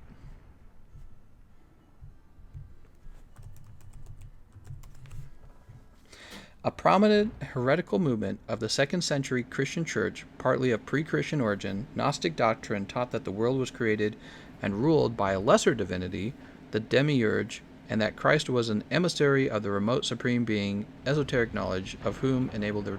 So I don't really have a very strong belief in a God at all. I don't have a very strong belief in a God. Maybe there's a God. I've accepted that it's a logical possibility that there's a God. I don't think there's any real evidence for it, though. Oh, God. Is this what happened earlier all over again? Let's see what happens. I'm going to run closer this way this time. I still fainted. God, dude.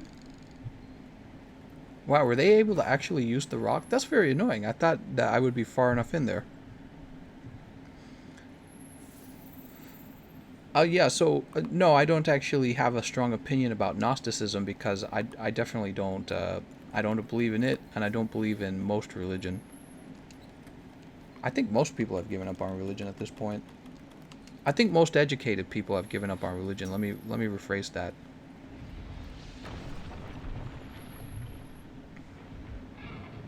Is this myth that mad open borders people try to tell us lesser people if you make the even slightest criticism of immigration? What?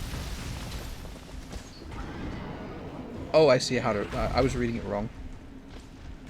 To be fair, a lot of the feints have been you, Gameconomist. I know, I'm playing like garbage. I'm not even going to hide it. You shouted me out. No problem. Behemoth always been a matter of will my teammates be good this time? Is this myth that mad open borders people try to tell us lesser people if you make even the slightest criticism of immigration, acceptable bullshit? I think some people need religion, so I'm glad it exists, but I personally am not religious. Morality exists outside of religion. Right, but religion primarily concerns itself with morality. I think that's the point I was making. Serious question time, tortellini versus dumplings. The guy with the aggro need to pay attention to his surroundings. The UK can't even spell color correctly. Got him. How's it going, Enzu? Bro, if we could sit and talk for 2 to 3 hours, I could convince you with some strong thoughts. On what? Religion? Only reason Americans removed the U in color was to save ink for their newspapers. Ah, Americans staying on top of it, man. You need to go to the 3rd area to survive that. I thought Behemoth's meteor was zone wild. Most educated people and politicians who don't see it as necessary hold their position. Is science religion? That's a great question, Mark Jones. We know that numbers work really well. We don't know why numbers work really well. Like, why is the universe ordered in such a way that numbers can measure things? So it's one of those philosophical questions. Philosophy as a study involves itself with religion too. Yeah, basically, you know, if you want to, my opinion is philosophy is science except without any rules or a requirement for evidence. So you can ask a lot of questions, a lot of logical questions. I'm personally not a big fan of philosophy. Let's go ahead and put on Temporal Mantle. I believe in God. I don't believe in church. Scientology is a religion, says Zane. It's not just a religion, it's the religion. You better not be going off on Scientology. I'll sue you.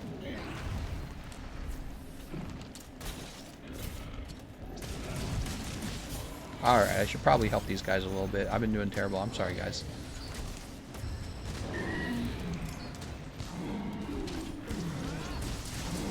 What edgy thing can we talk about, everyone? Great job, everyone.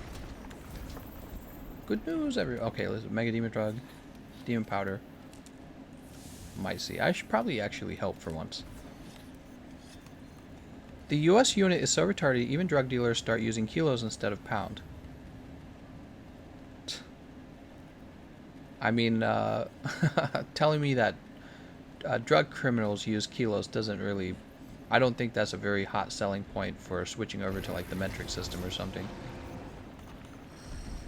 Religion is immutable. Science is always considered theory until proven otherwise. Well, the reason that science is immutable is because it's based on things you can't prove. So you can use a fancy word like immutable, but basically what it means is I believe in something with no evidence. That's what you mean to say. The reason science is treated as theory is because science requires evidence. And this means that you can't just say the reason that you know, men are better than women is because women ate the apple. You know, you can't just say that, right? So I used to defend religion all the time. When I was younger, I was really good at arguing religion. Have you ever heard of Jordan Peterson? I've never heard of him. Who's Jordan Peterson? Numbers really can't. There are so many inconsistencies that we really can't even have a solid way of teaching science. Even PI has been defaulted to just a simple 4 by computer made to generate it. Let's go over here. Mezzy, the difference is that, you know, if you're talking about, let's say, science versus religion, with religion, you can, like, pray for somebody to fly. With science, you can make a computer that actually allows somebody to fly to space. Or just fly in a jet plane. Let's not talk about space. Let's just say a jet plane. So, physics and science is actually really consistent. And religion is not. You got a bunch of competing religions stating different rules and different beliefs and different gods, and the reason this is possible is because nobody can actually prove their god. Literally everyone has their own god. None of them are provable, and this allows all of them to exist at the same time. And everyone, any group believes in them. It just depends on which particular god your parents told you that you have to believe in as you were growing up. Scientific theory is the highest standard. Sort of, yeah, science is very useful. You know, what I've found over time is that people use science to make arguments that fits their political beliefs. So I find science isn't even that reliable, to be honest with you. But anyways, in the course of telling people how to live their lives, it's not that reliable. If you want to talk about putting an airplane in the sky, yeah, I'll take the science. No one died on that one. Nice. What? Where's the comet? Has the comet not come down yet? Oh, here's the comet. Perfect.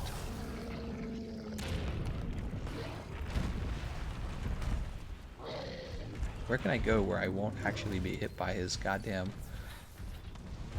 He's got so many moves. Mary cheated and made a religion. Hey, you never know. That could actually be... Ooh, snap. That could be possible.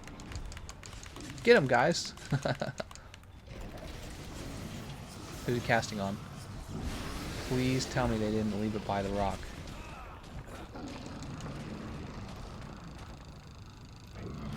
See ya, Mito.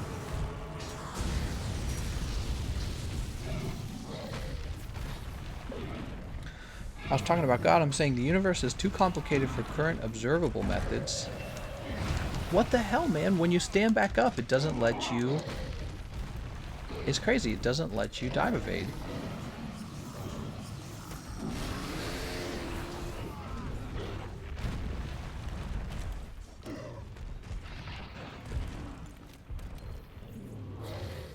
Nobody likes Rotten Vale. Exactly what we should keep learning. Which bearded gentleman in the sky is the real deity? Oh my god. Let me roll this way. Dude, I'm dead. That was pure luck that did not KO me. Zane says, you know what I want for Monster Hunter World? Astalos from Generations. Nice, man. Thanks for the donation. Samuel says, can't make a plane without living on a planet. God made, muahaha, God 1, science 0. You're so right.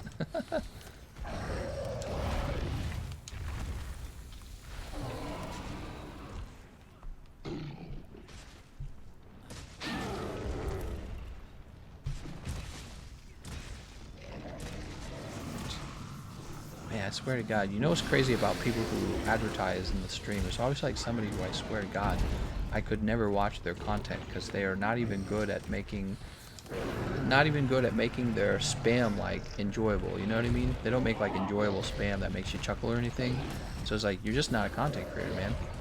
You wouldn't have to spam on somebody else's chat if you're actually good at content creation. So if you're gonna come in and spam, at least say something funny. God is beyond human comprehension. Understandable that we question his existence. So you can say that. That's just another way of you saying I believe something that I have no evidence for. Philosophy is what replaces science when it's impossible to gather actual evidence on a topic. Philosophy is required to think properly about religion. Dude, philosophy is required for nothing, man. That's why philosophy is one of the absolute worst degrees, least valuable degrees you can get at school. Pretty close to probably, the study of religion. What do they call that? I'm trying to remember. It wasn't called religious study. It was called, like, theology. You can get a theology degree, right? Pretty close. I'm not a huge fan of philosophy these days. I feel that philosophy is basically replaced by actual useful subjects like math, physics, chemistry, computer science, educational subjects that actually get you a good job. You do not need philosophy to understand theology either. God just wants you to give his preacher money. That's right. Who's he placing it on?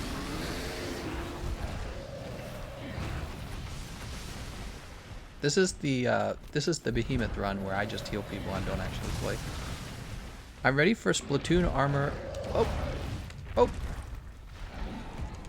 Philosophy equals equally not skilled at everything. What? Oh no.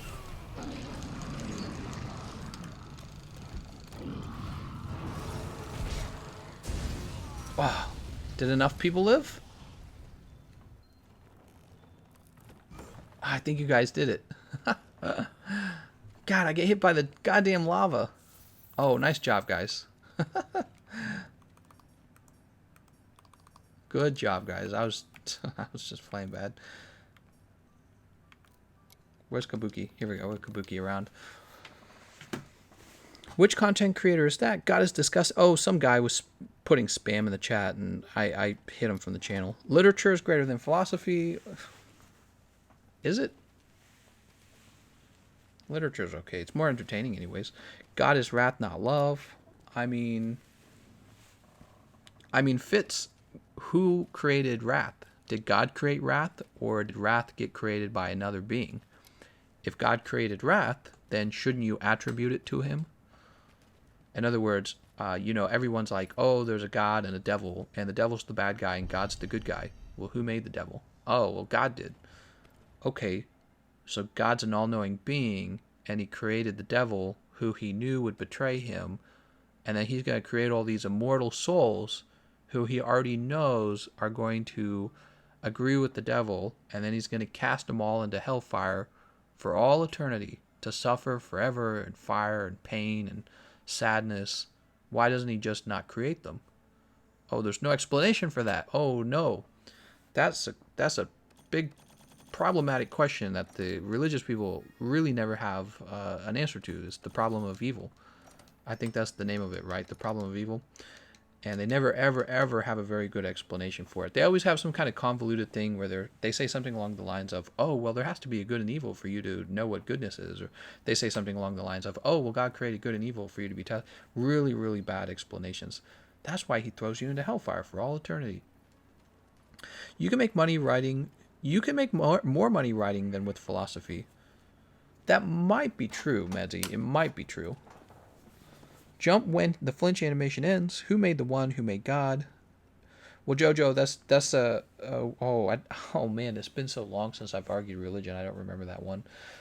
There's a name for that argument, and it's an origin argument. And the idea of God is that he's beyond creation. He's self-created. Okay, so if you believe someone created God, what the Christians believe is the guy who created God is God. Okay, so there's no point in asking them that. There's no point. He is self-made. He just is. There is an explanation for all this. God needed drama. You find a plot hole. Eugenics. God is trash and dumb to smoke. Was that George Carlin's description? If God is the good guy, why does he try to kill us? Because he's almighty and all loving and all knowing, and also you're going to have to cut that little thing off the end of your peen. You can't have that little bit of skin off the end of your dick. He made you perfect in his image, but also that little bit of skin on the end of your penis, you're going to have to cut that off. Really weird stuff from an all-powerful creator. Really weird. Not what you would expect from an all-powerful, all-knowing creator of the universe who invented math. He invented massive planets and suns, but also that little bit of skin on the end of your ween. Gotta cut that off. Really weird behaviors from an all-powerful God. Fishy Bomb says, you can only believe two of these things. God is all-powerful, God is all good, bad things happen. What? Well, precisely, you end up having a contradiction between one of the descriptions for God. But, it's problematic to say that maybe God's not all-knowing. Or it's problematic to say that God's not all-loving. Or it's problematic to say that God's not all-powerful. So the moment you break one of those down, he looks less of like the character of the Bible and more like, he looks more human maybe. And that's not what Christians want to worship. Or it is very damaging to the image of the religion. A lot of people have never asked themselves this question. What if there's no, almost all religions have like a good guy, bad guy. So God's the good guy, Satan's the bad guy, right? All the religions have this. And a lot of people don't ask, well, what if it's all made up by one bad guy? Like, let's say God's strictly evil. He's strictly evil. He created the earth full of rape and tornadoes and coronavirus because he's evil. And he created you so that he could watch you suffer on earth. And he just gets off to it. That's it. And he invented the idea that there might be a good God out there to give you false hope so that when you die, he can laugh at you and then send you off to hell. So you would really have no way of knowing whether or not this is true or not. He really could just be that way. You would be like, no, he revealed himself as a good guy. If he was a really clever bad guy, he could do anything he wants. And since he's a ghost and you're not, you have no way of proving anything about him. So, there's the whole problem of trying to prove that ghosts exist in the first place. Do ghosts exist? Humans, of course, not being ghosts, have absolutely no physical way of knowing. So, like, for example, if this mystical image appeared in front of you, dude, that's not a ghost. You're looking at it with your eyes. It's physical then, right? So if it's a physical thing that you can see, that's not a ghost. You're not capable of seeing ghosts. Ghosts are completely invisible because they have no physical... They would be a physical entity if you could see them, which would redefine what it means to be a spirit or a ghost, you know what I mean? It would mean that you're a physical entity because it's something that your physical eyeball can look at. And that would mean that a physical instrument could measure it. So, and people try to make counter arguments to that one too. They're like, okay, well, he can jump between being physical and spirit. There's always, whenever it comes to religion, there's always a new rule they can create. It's like playing a game that your brother made up, and every time he starts losing, they just add a new rule to the game. It's like that. They can just go on and on and on when it comes to religion. If God is omnipotent, omniscient, and omnivolent, or whatever, then where cometh evil? Oh my God. Has Buddhism a bad guy? I can't remember. I suppose you can say non-enlightenment? I don't know. If I were omnipotent, I'll have a threesome and $1 million. Coronavirus is needed because the earth is overpopulated, says Playboy KG Ballin. I really find it sad that people believe other people should die so that the world will be less populated for you. If you really believe the earth is overpopulated, you could do everyone a favor and get rid of yourself. You see what I'm saying? But you never want to. So if you don't really believe in all that, if you don't believe it and you don't want to get rid of yourself, what you're really saying is you would like to get rid of other people. That's what you mean by, oh, the world is overpopulated. What you're trying to say is you would like to get rid of people. And fair enough if you were to just be more honest about it. If you were just to say something along those lines like, I would like to kill some people and take their stuff for myself. That's what humans have been doing for a long time. And actually, the funny thing is that really helps with overpopulation too, which the earth is not overpopulated. Coronavirus decreased air pollution. True. Coronavirus isn't needed to deal with overpopulation. What was God before he created himself? He always was and always will be, right? So again, this is another terminology issue. Christians already have an explanation for this problem. Who made God? The Christians just believe he's self-made. Went to Catholic schools as a kid and just ended up thinking religion is a load of bollocks, but secular society seems to abandon a lot of old standards that worked. Yes, that is where I am as well now. Realizing that, for example, this was the issue that we talked about multiple times already, realizing women have to be mothers. It's not an option.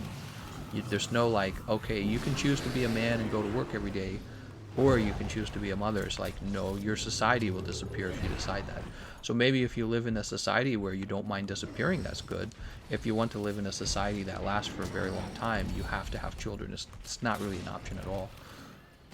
GE rid of overpopulation, all the attractive non-shitty people die. Hey, we got it. We can cure ugliness and overpopulation, just get rid of the ugly people. Yeah, that's a scary concept, man. That's basically what the Nazis believed in. That's the real deal right there. People we don't like, we just get rid of them. That's the real deal. Get rid of the uglies. No uglies! It's like Animal Crossing, no uglies on my island. Oh god. I'm still playing like crap, by the way, guys. I'm just kind of talking and hitting Behemoth with my Kinsect. Has your priest touched you? Ratchet fainted. Sorry about that, Ratchet. That sucks. How are you going to tell me what I'm trying to say? GE's... Oh, I already read that. There's plenty of ways to deal with overpopulation that don't involve killing existing people. That's exactly right, Ladybug. People who think they're super edgy for saying coronavirus is good because it gets rid of people who they think shouldn't exist is, I don't know. It's not as clever sounding as maybe you think it is. Do people invent shower because they want to make Jesus wet? That's exactly the reason. Who decides which person is ugly? I do. No, just kidding. That way we can solve world hunger and class inequality. All we have to do is get rid of some people that we don't like. Doesn't even make full sense, by the way, the whole overpopulation thing. If we got rid of the people who are, let's say, not at the top of the food chain, who's going to make all your sweatshop stuff, right? Who's going to make your toys? Your toys are going to get real expensive. You don't appreciate how much humans have enjoyed the hard works and labor of people from perhaps poorer countries who have not been born into your first world country. And let's say I'm imagining that you're trying to get rid of the people who you find like, okay, well, we can definitely get rid of these people over here. They're not useful to me. But it's like, who do you really think needs to be gotten rid of? Is it like a white liberal in California who hates population?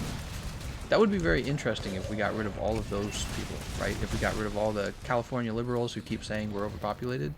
Like, if we started there, that would be great. But I don't think that's what they mean. I think it's actually usually a very racist concept. Racist or class warfare kind of concept that says we're going to get rid of all the not successful people, all the poor people, or maybe the people who I don't like the way they are. That's usually what ends up happening when you say something like, oh, we got to get rid of all this overpopulation problems. And the sad part is, again, we're not actually overpopulated. This is a made-up idea, though. The idea that we're overpopulated.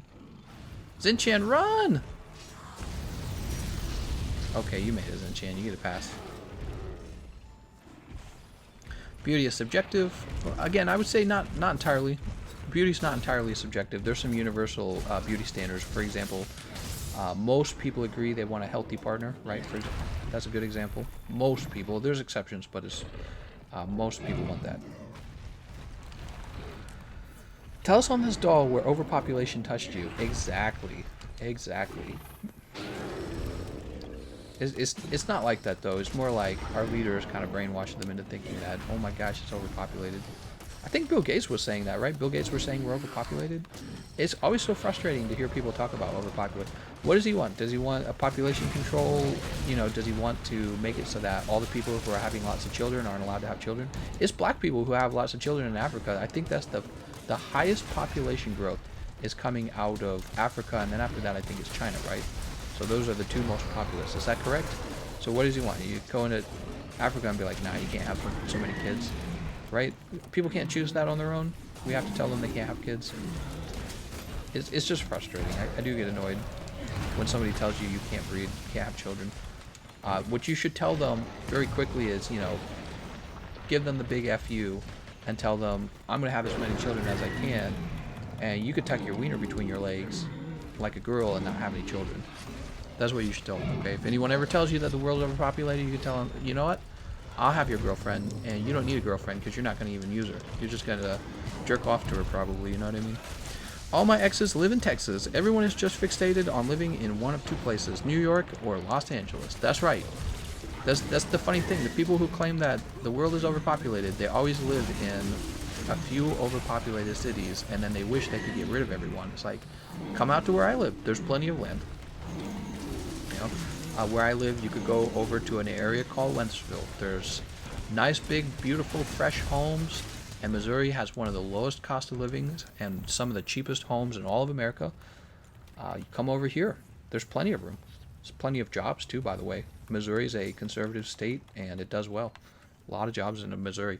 They're building a bunch of FedEx warehouses right next to where I live. The other day I noticed. Everyone is just fixated on living in one or two places. He wants that Apple user to disappear because they do not buy stuff from Microsoft. That's right.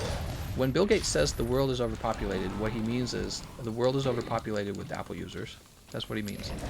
And he's like, we could just fix that. That would help.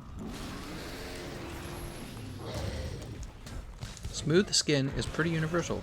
Color can differ, but no one wants to shaggy gnarled up, desiccated husk.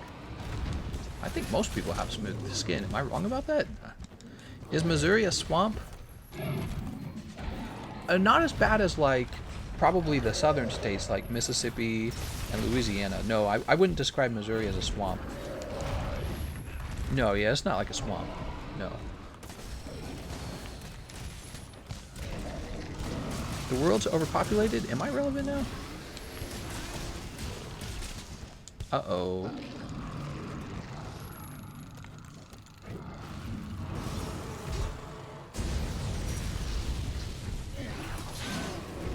Oh wow, I made him flinch.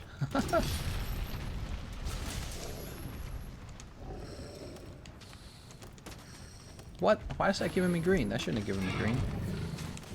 There we go. Why do we say black and white pill, but then they say German, Mexican, Chinese, Japanese people? You get me? Oh, I see what you're saying. Right. So this is a very interesting question, actually. You know, why do we say white people instead of Italian or Irish? Right? You just kind of get grouped in as people with fair skin. What the hell? Oh, okay. I thought that no comment came down.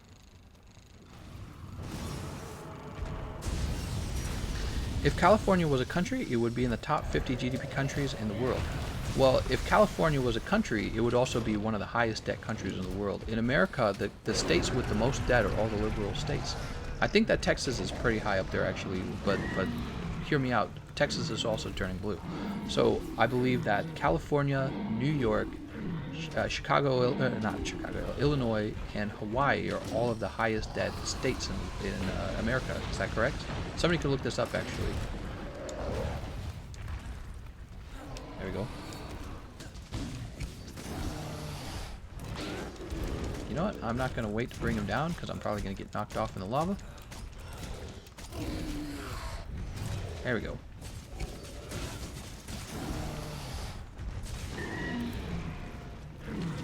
Beat him up, guys.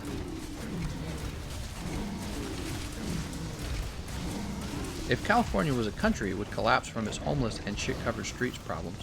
Well, and you know, personally, what I think that would happen, California would probably end up taking all of its homeless and sending it out to America, because that's exactly what countries do. If you're attached to America and you're poor, just jump the border, man. That's what New York was doing, remember? I told you about this. New York is taking their homeless people and getting rid of them. New York's very, very liberal city, and they're all pro-immigrant, and then they say, if you're homeless, we will pay for you to leave to another state, and we will pay for your first year rent in another state if you just leave. So I feel that California would probably use the same strategy. They would get rid of their homeless people. It's the most effective strategy. It's the most effective strategy to get rid of your homeless. Is just move them to another place. If you could redo an older Monster Hunter game with modern graphics and quality of life, which would you choose? I don't think that's necessary. I think that what they could do is just continue to bring monsters into this game. including areas. They could bring maps into this game. Mama says we send our homeless to other cities. Oh, okay. Just curious, but what are your opinions on North Carolina? My wife and I are interested in moving in North Carolina. Yeah, we like that it's got kind of a technology hub going on, and we like Wilmington by the beach.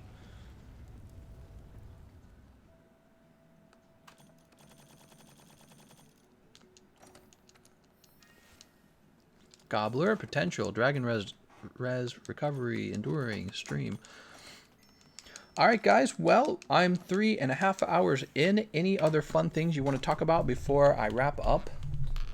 You know, it's funny, when I'm real tired like I am right now, and I'm fighting Behemoth, I don't fight him so well, and I don't talk so well. Could you guys imagine how fun our conversations would be if ever I sat down full of energy, just freshly woken up, no video game to pay attention to, and just fully communicated?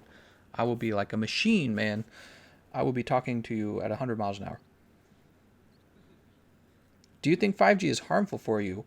That is being debated, by the way. 5G internet, people are suspecting it could be related to cancer.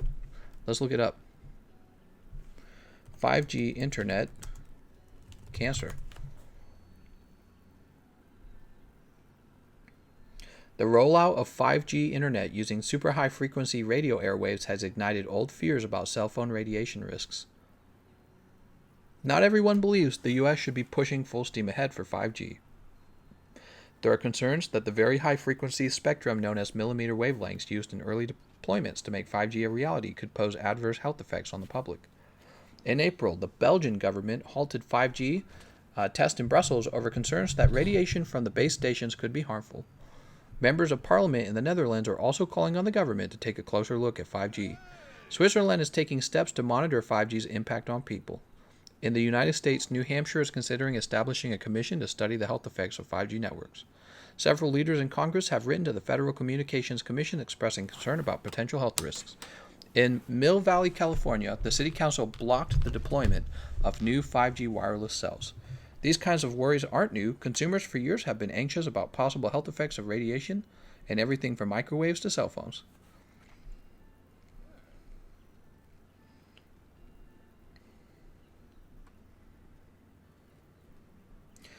The article gets to this point. Does this mean cell phone radiation doesn't cause cancer? It's complicated. Some experts suspect that the radiation from these devices could damage cells via another biological mechanism, such as oxidative stress, which leads to inflammation and has been found to cause cancer, diabetes, cardiovascular, neurological, and pulmonary diseases. Out of the thousands of studies that have been conducted over the last 20 years, the results are mixed. Most studies published so far on the use of traditional cell phone service haven't found a link with the development of tumors, but the group concedes that the majority of these studies had significant limitations, which leaves doubt. Quote, 5G is an emerging technology that has not been defined yet. Michael Wade, toxicologist. Real interesting stuff. It's a good topic, man. In Vietnam, homeless are banned from the cities that only allow the disabled ones. Gasp, I live in North Carolina. We could be neighbors. Oops, wrong type of radiation. Breathing equals cancer. Radiation is radiation.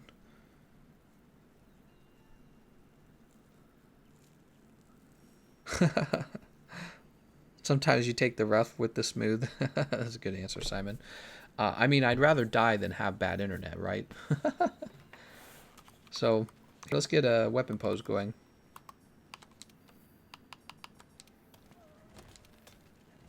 Honestly, all of the sitting I do is probably more dangerous than the radiation.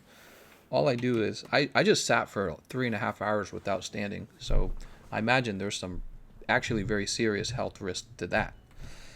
Reichel says, literally everything can be shown to loosely cause or correlate with cancer. There's absolutely no merit in the assert. No, Reichel, you go too far, Reichel. Some things really do increase your cancer odds, and if you control them, then you will reduce your cancer odds. Come on, man. The Earth is full of radiation. That is true. Internet is life. I agree. Internet's live. All right, guys. Well, it sounds like our conversation is coming to an end. Thanks for another round of chat time. Sorry if I was a little edgy, or if I was a little annoying, or if you don't agree with my opinion. Obviously, a lot of these things are things I've concluded over a long period of time, and they're based on kind of like sort of root beliefs about how the world and reality is, and my personal feelings about those root beliefs. Everybody has different beliefs, so it's fun to share with you guys. Maybe we should have somebody on who can like talk back to me, like kind of argue it against me. 5G makes your pee soft. All right, guys, I want to thank you all for watching. I'll see you guys next time. Oh, and thanks for all the donations, everyone.